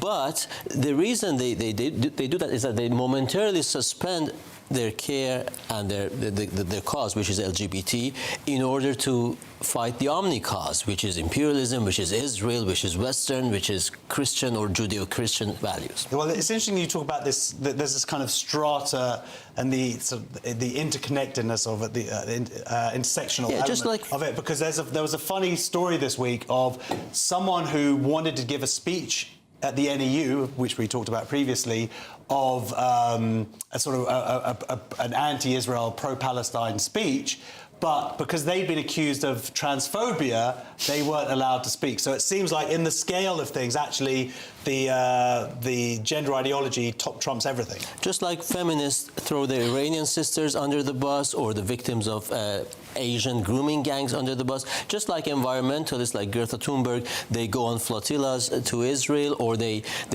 campaign against fossil fuels, but they also campaign for Cuba to have fossil fuels, because ultimately the omni-cause, there's a hierarchy of cause, and the omni-cause is being anti-West. I think we should make a Top Trumps game. Yes, yeah. Do you remember Top Trumps? Yeah, of course. But with all victim groups. But I don't think that leftists will like any game named after Donald Trump. So our next question is from Dominic. Hello.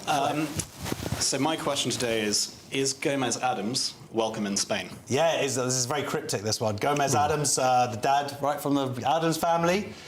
Is he welcome in Spain? So Spain's Supreme Court has ruled that kissing a person's hand without their consent constitutes sexual assault rather than street harassment. This follows the court's decision to uphold the sexual assault conviction of a man who in 2023 kissed a woman's hand without permission at a bus stop in, let me say this right, Alcobenderas near Madrid.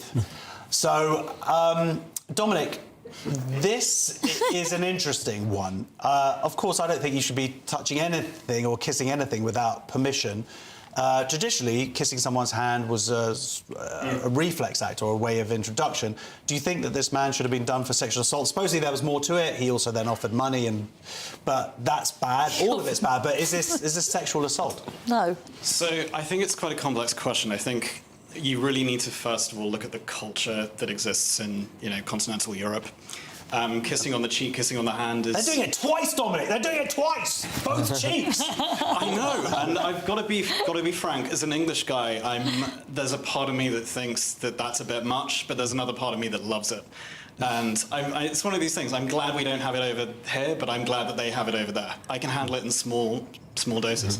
So I think as the question of whether or not he should be welcome, I mean, it's a difficult one. I think if, as you say, there's more to the story that meets the eye, and I could believe that there is, allegedly, I just want to be legally in the clear, then yeah, sure, that's obviously wrong. But on the face of it, I don't think we should be putting anyone in prison for kissing somebody's hand. It'd be such a dark day for Spain. It's supposed to be the country of romance and love and, Yeah, kissing. No. Let's have a... Show me a hand.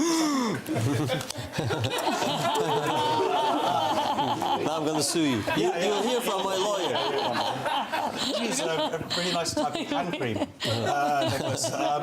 Thank you. What do you think about this? I want to hear Miriam's take in a second. I mean, I feel like getting angrier there. Considering our experiences with bus transport, if that's the worst thing that happens in a Spanish bus stop, they should be in a happy place. But ironically, Spain has just amnestied 1 million illegal immigrants, and predominantly these come from cultures for whom you need to do these courses where they say, or where you teach them, you know, a miniskirt is not a permission for sexual assault. So how can they balance these intensifying punishments for their cultural staples, like kissing a lady on the hand, you know, which is gallantry and gentlemanly behavior, with this sort of open border immigration policy? You love a kiss on the hand, don't you?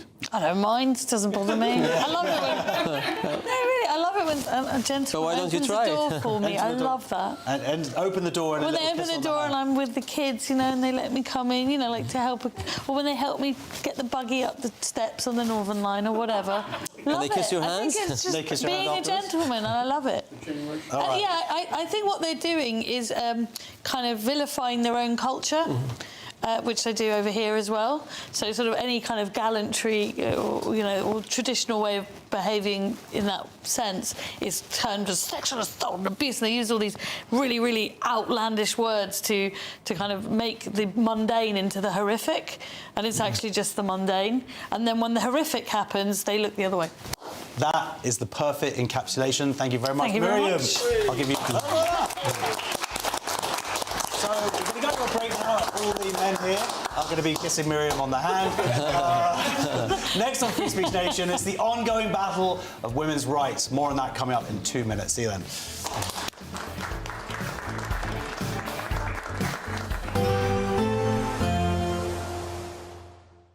Dinner under the stars tonight? That reminds me of our travel insurance. You mean All Clear Skies? All Clear Travel Insurance sponsors GB News Travel Destinations Forecast. Hello there. Plenty of sunshine to come across much of the Mediterranean over the next few days, and temperatures rising as the sunshine continues to strengthen. Plenty of sunny spells across the Canaries and Madeira, though there is the risk of some showers across Portugal. Plenty of sunshine for the rest of Spain, across into Italy as well, improving across Greece and Turkey. Plenty of sunny spells, but still the risk of a few showers around. The next few days also remains fine and dry. All Clear Travel Insurance sponsors GB News Travel Destinations Forecast. Hello there, good evening. Welcome to your GB News weather update from the Met Office. As we head closer to Bank Holiday Monday, it will be a cold start, patchy frost in places, but mostly dry, sunny spells. They're feeling a little chillier than it has done as of late. And we've got a ridge of high pressure building across the country this evening and through tomorrow. So any remaining showers that we've seen today should largely ease away, becoming confined mostly to northern coasts of Scotland. Winds turning much lighter as well, and with clear skies, light winds, that means it is going to be turning cold. A patchy frost in places, particularly across Scotland and northern parts of England, and many towns and cities dropping to the mid to low single figures. So it is going to be a fairly chilly start to the bank holiday. Quite a widespread frost in Scotland, but quite a dry and bright start. There's some longer spells of rain just across the far north of Scotland. This will ease away through the course of the morning. And a bright start across Northern Ireland, northern parts of England, but a build of high cloud may create hazier spells of sunshine. Elsewhere across England and Wales, once again, a chilly but very bright start with sunny spells. And that's pretty much the picture through the bank holiday. It will remain dry, light winds, and lots of sunshine to go around. Any remaining clouds should largely ease through the course of the day, but perhaps a build of higher cloud into the afternoon across Northern Ireland and western parts of Scotland. This perhaps thick enough to produce a little bit of light rain across parts of Scotland by the end of the day. And fairly similar temperatures, though a slight improvement across the south, highs reaching around 14 to 15 degrees Celsius, so pleasant in the sunshine. And on Tuesday, things are set to be much warmer actually. Once again, largely dry, settled, lots of sunshine. Still fairly cloudy in the west, and eventually we'll start to see some rain move through here, particularly across Northern Ireland, western parts of Scotland. But for most, dry, settled with some sunshine, and feeling warm on Tuesday and Wednesday, likely temperatures pushing into the low 20s. That's it from me. Bye-bye. I've been in Westminster for a long time, but I know that though power may be here, its effect on people's lives is across the whole of the country. We may be where rules are made, but it's where they're implemented that matters. Join me, Jacob Rees-Mogg, for forthright and frank discussion on where Britain has come from, where it's going, and where it will end up. That's State of the Nation, Monday to Thursday, 8 to 9 o'clock. Vox Populi, Vox Dei. Every week there are stories that shape the national conversation. We'll be discussing that. And on Saturday Morning Live, we break them down. Is that true? This is fascinating, isn't it? The politics, the headlines, the debates everyone's talking about. And the questions that you want answered. Do you think that was a legitimate attack for him to make? What led you to set up this fantastic movement? You know what? It's a great question, Olivia. So what are you waiting for? Your weekend starts here. Saturdays at 10 a.m, only on GB News.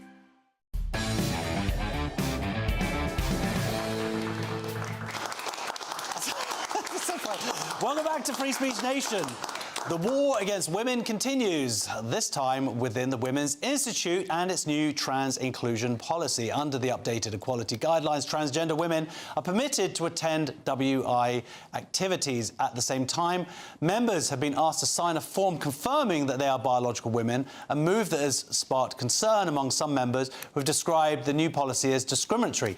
Despite this, the organisation just last year banned trans women from becoming members after the Supreme Court ruling determined that trans women are not legally recognised as women under equality law. So, does the Women's Institute really serve women? Joining me now is the journalist Janet Murray. Welcome to the show. Thank you. Seeing you relatively recent again, because we did a story, you uncovered a story a few weeks ago about the girl guiding, and then I believe someone from watching that contacted you about the Women's Institute. Yes, it's quite prophetic, because you said to me, oh, is it going to be Women's Institute next? And then the next thing, there was an email in my inbox. So yeah, it looks like there's a bit of an uprising or a revolt within Women's Institute. So like with the Girl Guides, it was announced in December that men would no longer be allowed to be members. I mean, they probably shouldn't have done in the first place. Members are now being asked to sign this new membership form, which they haven't had to sign before, which basically seems to be getting them to agree that they are actually biological women, but also agree to all other policies in the Women's Institute, including an EDI policy, so equality, diversity and inclusion policy, which seems to have some clauses in it that seem to conflict with the Supreme Court ruling, which obviously clarified in law that woman means woman, biological woman. So things basically along the lines of trans women are women, and that a woman is biological but also lived experience. And they're putting this into their official EDI policy? Yeah, so it's a 12-page document, and so by signing it, members are agreeing to those policies, but also it seems any future policies. So it seems quite worrying in terms of sort of risky, like what could they be signing up to in the future? So it's caused a bit of an uprising. It's 200,000 members, right? It's a big deal. They say it's 200,000. I think it's probably a little bit closer to 170,000, actually. That's still a lot of... It's a lot of people. And, for example, there's one... I've seen a letter, I've seen various letters that have been going back and forth, but one of them came from a federation chair who has basically written to all of the Women's Institutes in their area, about 3,000 women, and said, look, you really need to check this policy closely, and you need to check what you're signing. You know what it's like when you have a form to sign and you're like, yeah, you just kind of sign it. But that feels quite significant to me. They're saying, look, you really do need to check this and just check that you agree with what you're signing up to, because I think some women are maybe not even aware. Well, they found a little loophole, didn't they, where they said, OK, Women's Institute means biological women, but they've kind of... There's another element where they're going, well, and any events that we do that is for non-members, i.e. you don't have to be a member of the Women's Institute, that is inclusive of bringing trans women back into Women's Institute. Yeah, they seem to have spent a lot of time and energy trying to find ways to bring men back into the organisation, a bit like with Girl Guiding and the boys, and actually seem to not be giving that much attention to the women in the Women's Institute. They've set up, I think, the first of these two. They're called sisterhood groups, but actually one of the ladies that I spoke to, she's coined them misterhood groups, but there's two of them. I think they're online at the moment. I think there's one in Surrey and also one in Cornwall. And, yeah, I mean, why does the Women's Institute need to have groups for men, and why is so much energy and possibly resources, including possibly people's membership fees maybe, even being spent on this? It just doesn't seem to make sense. Well, I mean, we've seen... Actually, Helen Joyce wrote a fantastic article this week all about... Because we covered this a few months ago about women who have pushed forward gender ideology. And she was explaining how it was like the worst traits of both sexes have sort of combined together here. But this arguably would be this what we've seen before, this sort of be kind, empathy, be inclusive. But the Women's Institute, by definition, is exclusive of men.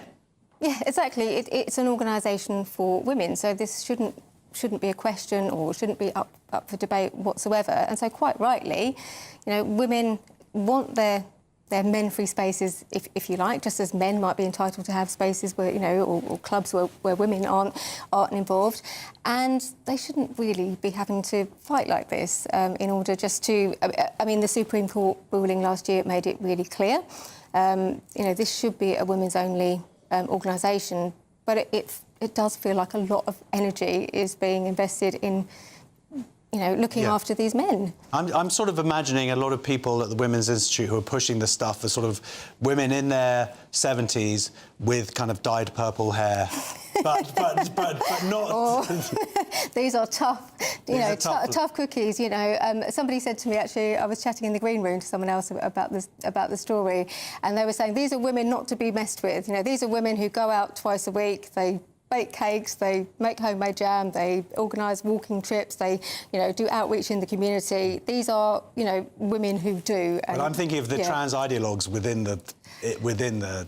Yeah, well, I think, as with a lot of these organisations, I think that often it only takes one person who's got a relative or a friend or somebody who's very ideologically driven, and it can make everyone else afraid of speaking up about the truth, what's in front of them. There are only two sexes, men and women, and Let's talk about the truth, because also on the back of the article that you wrote a few weeks ago about girl guiding, there was another article which I don't want to say the newspaper because I can't be bothered reading a right of reply, which will go on, but essentially we still have this lack of reality when it comes to talking about biological men and biological women, and they use expressions like her penis. Yeah. We're still getting that expression out there. Yeah, so I have done a couple of big stories recently for The Telegraph about what's going on in girl guiding, and again, it's this push to get, you know, men and boys back in the organisation.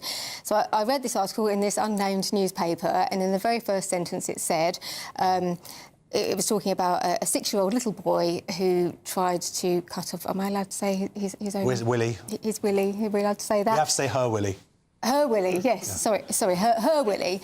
And then use she, her pronouns throughout. And this is a 6-year-old child, a little boy, who is clearly very confused. It's not as clean cut as... Sorry, that's a terrible expression on that, but it's not as... Maybe it's a little bit different to that. There was some, you know...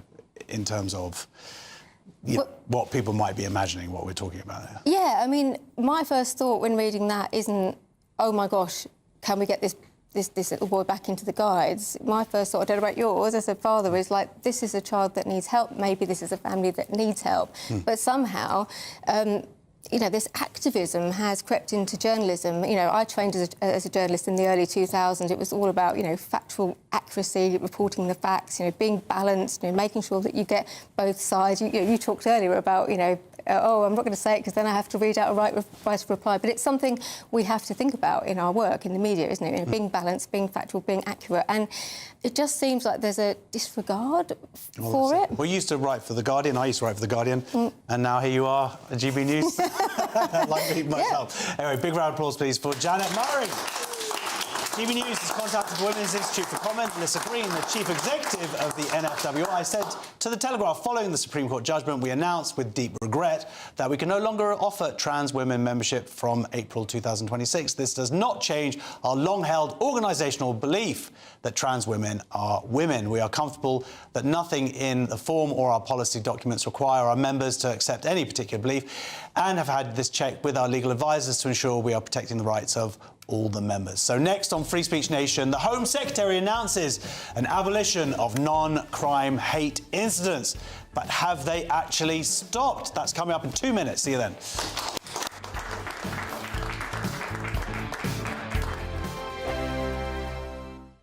As soon as it hits 11 and the headlines come in, Late Edition brings you the breaking news from all the front pages. because the news is going to happen. So get a head start today. Patrick Christie's tonight, Late Edition. Alex Armstrong tonight, Late Edition. From 11 o'clock every night. Only on GB News, the People's Channel, Britain's news channel. Good afternoon, Britain. Weekdays from midday. One of the greatest Britons of all time, one of our greatest writers, William Shakespeare. Indeed. Primary schools across the country have been honouring and remembering the playwright with Shakespeare-inspired events. To top things off, former Prime Minister Boris Johnson has exclusively recited a sonnet for GB News as he celebrates International Shakespeare Week. Let's have a listen. Shall I compare thee to a summer's day? Thou art more lovely and more temperate. Rough winds do shake the darling buds of May, and summer's lease hath all too short a day. And I say to you, it's a very, very handy thing to have in your head if you ever want to impress a member of the opposite sex and you can't think of anything to say. Keep a sonnet under your bonnet. Boris Johnson reporting from Miami International Shakespeare Week. He was saying it's great to use with a member of the opposite sex. OK. It's written about a man. Ooh. Shakespeare wrote that sonnet about a man who's referred to in, I think, the first 120 or so sonnets as the fair youth. So perhaps Boris Johnson was a little bit mistaken with what he was saying then, but there are some sonnets that are written about a woman who's become to be known as the Dark Lady. Oh, quite like the sound of her. Go on. Yeah, this is perhaps the most famous one.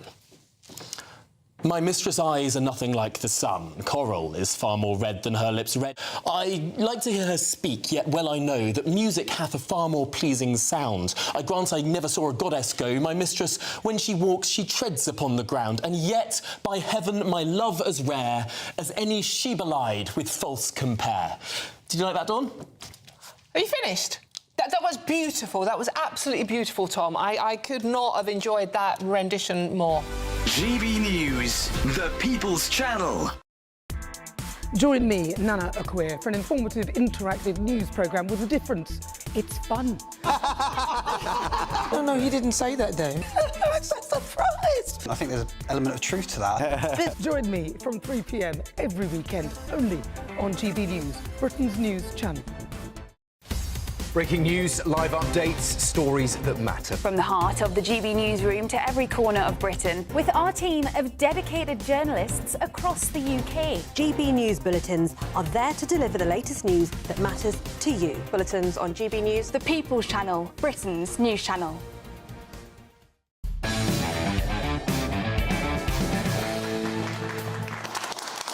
Welcome back to Free Speech Nation. Non-crime hate incidents have been scrapped after the Metropolitan Police said it would stop investigating them a few months ago, but the government now says that vague guidance has seen officers sent to people's homes over illegal comments, insults and routine arguments. Home Secretary Shabuna Mahmood said under these reforms, forces will no longer be policing perfectly legal tweets. Instead, they will be doing what they do best, patrolling our streets, catching criminals and keeping communities safe. But have non-crime hate incidents actually stopped? We're going to get the take now of the Deputy Editor of Spiked Online, Fraser Myers. Hey. Fraser! Thanks for having me. So, the non-crime hate incidents, the dead, long live the non-crime hate incidents. Are they going to come back in another form? Unfortunately, they're not dead. So they're basically going to be reduced. It's going to be more difficult. There's going to be more restrictions on when the police can log these non-crime hate incidents. But they will live on. People will still be recorded for having committed non-crimes, which is a kind of, bizarre Orwellian thing and a very strange situation to be in. And crucially, people can still be criminalised for what they say online. The police are arresting 12,000 people a year for their tweets, for, grossly offensive messages on social media. And that is still going to continue. There's no sign of that going away. So they're just going to rename it because through the history of the show, we've been railing against the madness of people whose names taken me. There's been so many insane stories. Alison Pearson going around, for tweets. Graham Linehan a few months ago. You would hope now this would free up the police to do some actual policing. You think even just they're meeting him at the getting off the plane, and how many sort of police hours went into arresting him for a joke online. Yeah, it's absolutely extraordinary, but unfortunately, I think the police are pretty ideologically committed to this kind of thing. I think they do really see it as their job now to manage public opinion and to intervene in political disputes. I mean, it will be good if there are fewer non-crime hate incidents, so, you know, if that results in that, if this new change results in that, that's good. There have been some truly absurd ones over the years, probably less famous than the Graham Linehan one, but for instance, one man logged a non-crime hate incident against his barber for an aggressive haircut. People have been recorded for whistling the Bob the Builder theme tune. A dog poo was treated as a non-crime incident. Children, you know, some girls called each other, they said that another one smelled like a fish and got reported to the police. The mindset that leads to that kind of action being taken by the police hasn't gone away, even if the rules have changed slightly. So I do worry that... Because if they want to prevent offence, which is, of course, a very hard thing to actually judge, you know, the fact is you just got to say, I don't care if you're offended, whether it breaks the law or not. And that's the thing, it was interesting seeing, you know, Shabana Mahmood's statement saying that perfectly legal tweets won't be investigated. Well, how do you decide if a tweet is legal until you've started the investigation? You know, the fact that the police are engaging in this is the problem in and of itself. You know, they should not be in the business of policing tweets, policing speech, but they still are. And now they're going to be called, I'm just going to do this, antisocial behaviour incidents. Yeah, so that's the rebrand right there. They're going to be branded as antisocial rather than non-crime. And also, you know, one thing it's worth remembering is that these came in a very undemocratic way. They were just invented by the College of Policing. Parliament didn't pass a law against this. Various Home Secretaries have ordered police chiefs to stop recording non-crime hate incidents. Hasn't resulted in any real change. The High Court and the Court of Appeal have, you know, spoken out against non-crime hate incidents. They found them unlawful in a lot of contexts, and yet they carry on this zombie practice that just can't seemingly be killed because, as I say, the police are unfortunately ideologically captured. And the question also comes whether these are actually going to be deleted or not. There's, as you say, tens of thousands of these over the years. What's going to happen to them? Are they still going to exist? They could still be on people's records, and if you have an enhanced DBS check, then they can show up. So if you want to work in a school, for instance, and then you were logged because you had a dispute with your neighbour, they didn't like what you tweeted, that could come up and that could stop you getting a job. It's also, one of the more bizarre things is that the police don't actually have to tell you when they've recorded one, so there's no obligation to actually inform you that this has happened.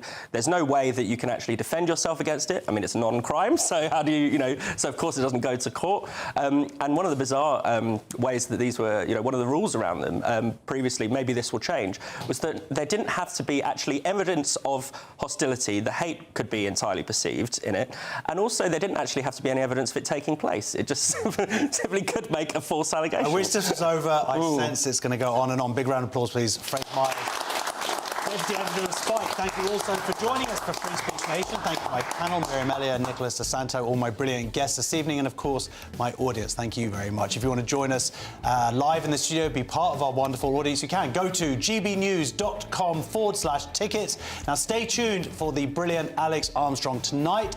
That is next. Thank you very much for watching Free Speech Nation. Have a wonderful week, and we'll go now to Alex to tell us what's on his show.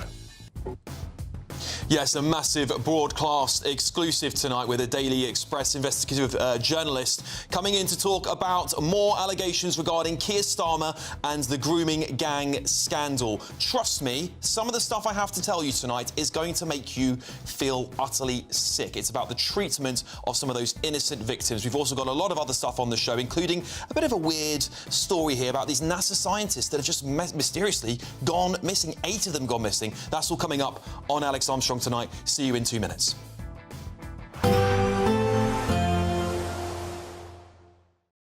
Today, clouds overhead, total zen within. Boxed Solar sponsors the weather on GB News.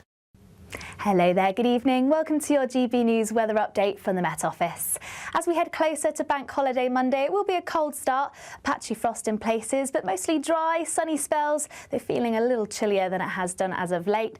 And we've got a ridge of high pressure building across the country this evening and through tomorrow, so any remaining showers that we've seen today should largely ease away, becoming confined mostly to northern coasts of Scotland. Winds turning much lighter as well, and with clear skies, light winds, that means it is going to be turning cold. A patchy frost in places, particularly across Scotland and northern parts of England, and many towns and cities dropping to the mid to low single figures. So it is going to be a fairly chilly start to the bank holiday. Quite a widespread frost in Scotland, but quite a dry and bright start. There's some longer spells of rain just across the far north of Scotland. This will ease away through the course of the morning. And a bright start across Northern Ireland, northern parts of England, but a build of high cloud may create hazier spells of sunshine. Elsewhere across England and Wales, once again, a chilly but very bright start with sunny spells. And that's pretty much the picture through the bank holiday. It will remain dry, light winds, and lots of sunshine to go around. Any remaining clouds should largely ease through the course of the day, but perhaps a build of higher cloud into the afternoon across Northern Ireland and western parts of Scotland. This perhaps thick enough to produce a little bit of light rain across parts of Scotland by the end of the day. And fairly similar temperatures, though a slight improvement across the south, highs reaching around 14 to 15 degrees Celsius, so pleasant in the sunshine. And on Tuesday, things are set to be much warmer actually. Once again, largely dry, settled, lots of sunshine, still fairly cloudy in the west, and eventually we'll start to see some rain move through here, particularly across Northern Ireland, western parts of Scotland. But for most, dry, settled with some sunshine, feeling warm on Tuesday and Wednesday, likely temperatures pushing into the low 20s. That's it from me. Bye-bye. Today, clouds overhead, total zen within. Boxed Solar sponsors the weather on GB News. It's a prize package worth over £92,000. There's a totally tax-free £25,000 in cash that you'll be able to spend on anything you like this year. Plus, you'll also get to drive away in a brand new Benevan 122 camper van. Courtesy of Marquis Leisure, this latest 2026 model comes fully loaded with everything you'd expect. For another chance to win a camper van and cash, text prize to 63225. One entry costs £2.50 plus one standard network rate message, or text bonus to 63225. 5 entries cost £5 plus one standard network rate message. Go to gbnews.com/win. Entries start at £2.50. Call 0903 686 3232. Calls cost £2.50 plus your network access charge. Or post your name and number to GB20 PO Box 8690 Derby DE1 9TT. Entrance must be 18 or over. Lines close at 4 p.m. on the 1st of May. Please check the closing time if listening or watching on demand. Good luck. Britain deserves a newsroom that puts the facts and your voice first. Well, and that's what you get on GB News. Lively debates, lively conversation. And we're not afraid to hold power to account. And each other. So join me, Andrew Pierce. And me, Miriam Gates, for Britain's Newsroom, weekdays from 9:30 on GB News. As soon as it hits 11 and the headlines come in, the late edition brings you the breaking news from all the front pages. Because the news is going to happen. So get a head start today. Patrick Christie's tonight, late edition. Alex Armstrong tonight, late edition. From 11 o'clock every night. Only on GB News, the People's Channel, Britain's news channel. Do you trust what you're being told? Good. Neither do I. Those are just facts. I'm Alex Armstrong, and on my show, we'll expose the spin. Well, I want to answer that because you didn't let me last time, because you always speak over me. The broken promises. To deny that is denying the truth. And the hypocrisy. It needs to stop. You think we can allow? Politics, policy, parliament. Nothing is off limits. No sugarcoating, no fear of offence, just the truth laid bare. Tune in every Saturday and Sunday at 9 p.m. for Alex Armstrong Tonight, only on GB News, Britain's news channel. Breaking news, live updates, stories that matter. From the heart of the GB newsroom to every corner of Britain, with our team of dedicated journalists across the UK. GB News bulletins are there to deliver the latest news that matters to you. Bulletins on GB News, the People's Channel, Britain's news channel. Join me, Nana Akweer, for an informative, interactive news programme with a difference. It's fun. No, you didn't say that, Dave. I'm so surprised. pissed! I think there's an element of truth to that. Join me from 3 p.m. every weekend, only on GB News, Britain's news channel. We love Great Britain. We love its history, its culture and its tradition, and that's why we're so proud to be part of GB News. You look genuinely emotional. Oh, come here. GB News does pay attention to those who are ignored by the mainstream media. The majority of this country whose forefathers fought and died to maintain liberty, to fight for freedom of speech. The rule of law, the rights of property and democracy. This is the heritage that our country should be so proud of. Which of course includes our Christian heritage. There's been a huge resurgence in the number of people going to church. Perhaps they're not finding what they're looking for, and they're looking for something a bit deeper, a bit more truthful, a bit more akin to Britain's Christian heritage. That's right, get ready, because the most exciting night in general election history starts now!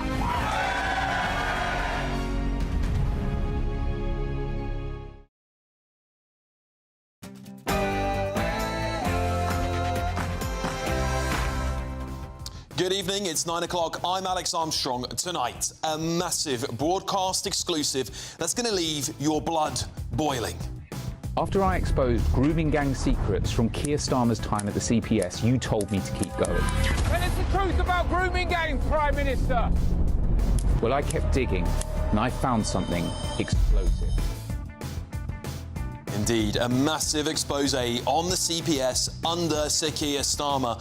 Some of the most sickening allegations about the treatment of victims, including one allegedly being called a teenage pimp and branded a paedophile by the CBS. It is bombshell stuff. Trust me, you won't want to miss it tonight on the show. Also, I'm speechless, Congressman.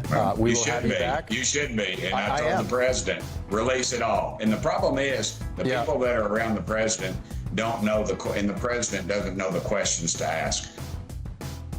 Is the truth about aliens just too much for us all to handle? But it also comes with this other very weird story that says 8 nuclear and space scientists go missing. These are the people behind America's most classified secrets. Well, they've either vanished or died. And the impact of this war will affect the future of our country. I want to reassure the British people that no matter how fierce this storm, we are well placed to weather it. Is the real truth behind this war about the rise of a new world order? Well, I'm going to evaluate all the evidence and tell you the consequences, the severe consequences for Britain. And at a compound on the outskirts of Dover, a sobering illustration of the scale of the task facing the new Labour government. Judges ruling on immigration cases are apparently using AI to help with the backlog. It's not like that could end in disaster like it did for the police quite recently, is it? And do you think we should slash the royal tax break? Here's how you can get up to £66,000 per year of government support. Show me the money, baby. Yes, will self-service benefits lead to an explosion in the already runaway benefits bill? All of that on the show. It's quite a big variety tonight. It's going to be a good one. And joining me is an even better panel, author and academic Dr. Lisa McKenzie, former Met Police Detective Peter Blexley, and businessman and activist Adam Brooks.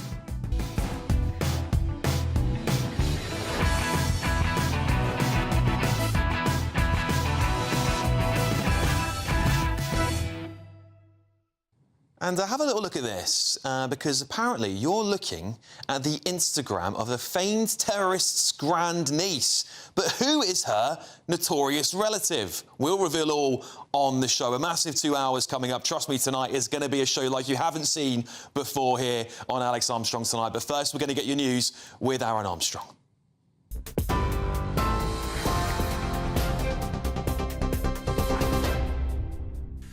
Thank you, Alex. Good evening to you. Our headlines. President Trump has used abusive language to threaten Iran's civilian infrastructure if the Strait of Hormuz is not opened by his deadline tomorrow. He also confirmed the second crew member of a US fighter jet that was downed over Iran on Friday has been rescued deep inside enemy lines, but is seriously injured. Mr. Trump provided little detail about the mission. Iran, though, claims it shot down 2 American transport aircraft and 2 Black Hawk helicopters and released this footage. At least 5 Iranians are reported to have been killed during the operation in the southwest of the country. US officials say they had to destroy 2 of their own planes during the mission. These stills posted recently on social media appear to show burned out American aircraft near Isfahan in Iran. Mr. Trump, meanwhile, has warned that Iranians will be living in hell if the vital shipping lane is not opened, but says there's a good chance of a deal being reached tomorrow. Meanwhile, authorities in Lebanon say 4 people have been killed in an Israeli strike in southern Beirut, with around another 40 people injured. Israel's military has confirmed it has been targeting Hezbollah infrastructure in the capital. Earlier, the country's health ministry said 7 people were killed in strikes in the south of the country. Pepsi's withdrawn its sponsorship of the Wireless Festival after Kanye West was announced as the headline act. It comes after Sir Keir Starmer joined criticism of the event for booking the rapper, who's been condemned for his anti-Semitic remarks. Last year, he released a song called Heil Hitler, a few months after advertising a swastika T-shirt for sale on his website. Now, West, who hasn't performed in the UK since 2015, is set to top the bill for all 3 nights in London's Finsbury Park in July. The Prime Minister says his booking is deeply concerning, adding anti-Semitism is abhorrent and must be confronted to ensure Britain's a safe place for Jewish people. The family of a 13-year-old boy who was killed in a crash in Bedfordshire have paid tribute to their fun, bright, handsome and incredibly well-liked son. Noah Campbell died in a collision between a car, a bike and a scooter on Friday night. 2 other teenage boys have been treated for serious injuries. In a statement, his family said Noah's death has left a hole in our lives that will remain forever. A man and a woman have been charged in connection with the crash. The King and Queen greeted crowds after attending an Easter service at St George's Chapel in Windsor earlier. As they left the chapel, Charles and Camilla shook the hands of the public and wished them a happy Easter.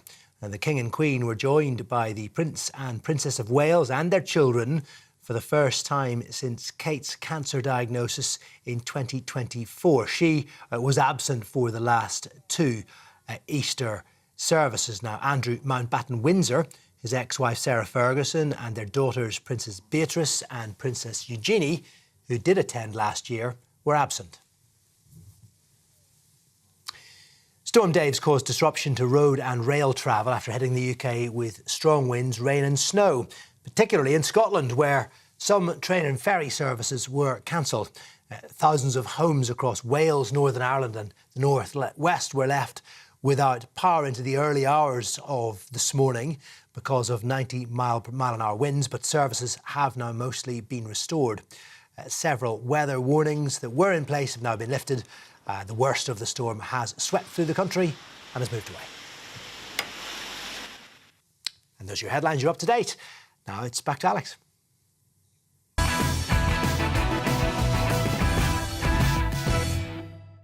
Here's the truth about this war that nobody wants to tell you. It isn't about toppling Iran's regime before you ask. It's about reshaping the global world order. And I think that's happening right now. And I want to tell you how Britain is staring down the barrel of a dark age we haven't seen for over 1,000 years. This all comes, of course, as President Trump says Tuesday will be Power Plant Day and Bridge Day, all wrapped up in one in Iran if the key shipping lane in the Strait of Hormuz is not reopened. Of course, lots of expletives there we have blurred out for you. But this is bigger than a headline or a Truth Social post in this war, and the evidence is not actually being kept from us. We're just blind to seeing it because nobody's talking about it. America has made no secret of its new doctrine. It is stepping back from being the world's police and repositioning itself as a powerful, self-reliant fortress. That is why President Trump has drawn a new strategic map from Greenland to the Gulf of America to the Panama Canal and its surrounding countries. At the Department of War, we call this strategic map the Greater North America. Interesting stuff, isn't it? So what does America actually gain from this war before we get on to the Greater North America? Well, let's look at a map here, shall we? I'll bring this up for you. The Strait of Hormuz, you can see there, is one of the most critical energy choke points on this planet. It is also a whopping 45% of China's oil flowing through it. That is a lot of oil that China needs. But it isn't just Iran. Cast your minds back to January this year, where Trump effectively has now captured Venezuela and declared its oil is under their control. And if you have a look at this graph, who there in the red relies heavily on that oil? Well, it looks like China to me. Now consider the impeccable timing of all of this since January. America is right in the middle of a tariff and trade negotiation with the very stubborn and very powerful, might I add, Chinese government, who are not budging on Donald Trump's arrangements here. Well, look who's got the upper hand all of a sudden. It's America. They are now controlling the vast swathes of oil that China needs. That puts them in a very strong position going forward on these tariff agreements. And Europe is also getting hit hard a lot with this. With Russian energy totally off the table and domestic energy security weakened by this leftist obsession with net zero, Europe is becoming increasingly dependent on external oil supply and energy supply. And that puts America, again, in a very strong position, because we will soon be wholly dependent on American supplies of oil and gas. They will dictate terms and use energy as leverage, not just economically, but geopolitically too. And what do we know that they really want? Greenland. They want Greenland. They've made that very clear, and they didn't get it yet. So the longer this war drags on, the more dependent the world is becoming on the USA. And it's not accidental. What we're seeing is the emergence of what you heard from Pete Hegseth there, the Secretary of State for War, and described by Donald Trump as the Greater North America. It is stretching from Greenland down through the Panama Canal, securing the entire hemisphere as a self-sufficient economic and security zone for the United States of America. But guess who's not on there? Europe. We are not part of America's future plans as it withdraws from the world. And it isn't just a coincidence that the United Kingdom has been targeted the most by Trump and America of late. The UK is internationally renowned for its special relationship with America. Trump is signalling that that relationship is over, not just to us, but to everyone else around us. And frankly, Keir Starmer gave him ample reason to do so, of course. But also because Trump can now point to our allies and say, you all let us down. And in his own words, as he said, we won't forget it. It is the perfect reason for America to withdraw from the global stage. So no more global policing, no more endless foreign commitments, just a fortified, resource-rich power base that others have no choice but to rely on. That is the new America. And that brings us to Britain, because the consequences for us will be catastrophic. Right now, we are dangerously exposed. We have no energy security. We import around 60% of our food. We have no major industry. Our military is decimated, as we're hearing time and time again. And politically, we are deeply fractured now. Even culturally, we are crumbling at the seams, dominated by global political issues like Gaza, climate fanaticism, and movements like BLM that, frankly, have nothing to do with the state of play in Britain. The things that once united us, our faith and our national identity, are now pulling us apart due to years of left-wing globalism. Unless we act quickly and decisively, Britain risks entering a dark age as America retreats, one that we haven't seen for over 1,000 years. Let's get the thoughts of my panel. Author and academic Dr. Lisa McKenzie. You might be happy about all this chaos, actually, because you're a bit of an anarchist, aren't you, Lisa, as well? So you might be happy about that. We've also got former Met Police Detective Peter Blexley, businessman and activist Adam Brooks as well. Peter, I'll start with you. When you look at the state of play, I think British media, British politicians treat us like idiots. It's very easy to see what America's doing here when you step back for 1 second. But if you look at the long-term implications when these wars are over, we're going to be left alone in the world. During my childhood, there were two superpowers in the world, America and the USSR, Russia. And we, of course, would have been first in line to receive Russia's nukes had they ever fired them, being the closest to Moscow as opposed to America.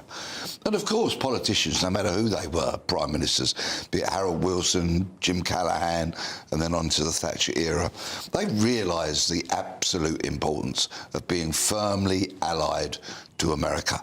Now the superpowers have shifted. It's America and it's China. And of course, Donald Trump has had China in his sights from very early days in his first term as US president. So anybody that's really taken a global overview of events, I don't think will be remotely surprised that there is an element of Americanism, of shrinking back, of coming back and strengthening at the same time. And I'm sure, whilst he won't admit to it, those perhaps that have the ear of the president will realise that at some point in 50 years, 80 years, 100 years, there'll have to be greater reliance on renewable energy. But now is not the time. Yep. Absolutely spot on, Peter. Adam, to bring this back to Britain, the problem I have, and I don't have any problem with America prioritising its own country, I think good for them. That's exactly what everyone else should be doing, but we haven't been doing that. We haven't been doing that for a long time. We've left our military to America. We've left our energy to Russia. We've left our food supply to the rest of the world. And if anything goes wrong in this new multipolar world where lots of superpowers are going to control resources, it leaves us in a really bad state. A terrible state. Let's remember, Donald Trump was elected on a slogan, "Make America Great Again." He promised to put the Americans first, and he's doing that. He's basically saying we're taking control. We have enough oil and gas in our own country. People are going to have to come and buy it from us. He knows at the moment there's a short-term shock in the market. He knows people are going to have to go to America and deal with them. He's a businessman. He's 2 steps ahead of everyone. Keir Starmer has broke this special relationship, a special relationship that was, 80 years in the making? And I only actually believe that Nigel Farage will be able to repair that. I don't believe any other party leader will be able to do that. So we've potentially got another 2.5, 3 years of America wanting to punish us. He's calling out the sectarian politics in our country, the division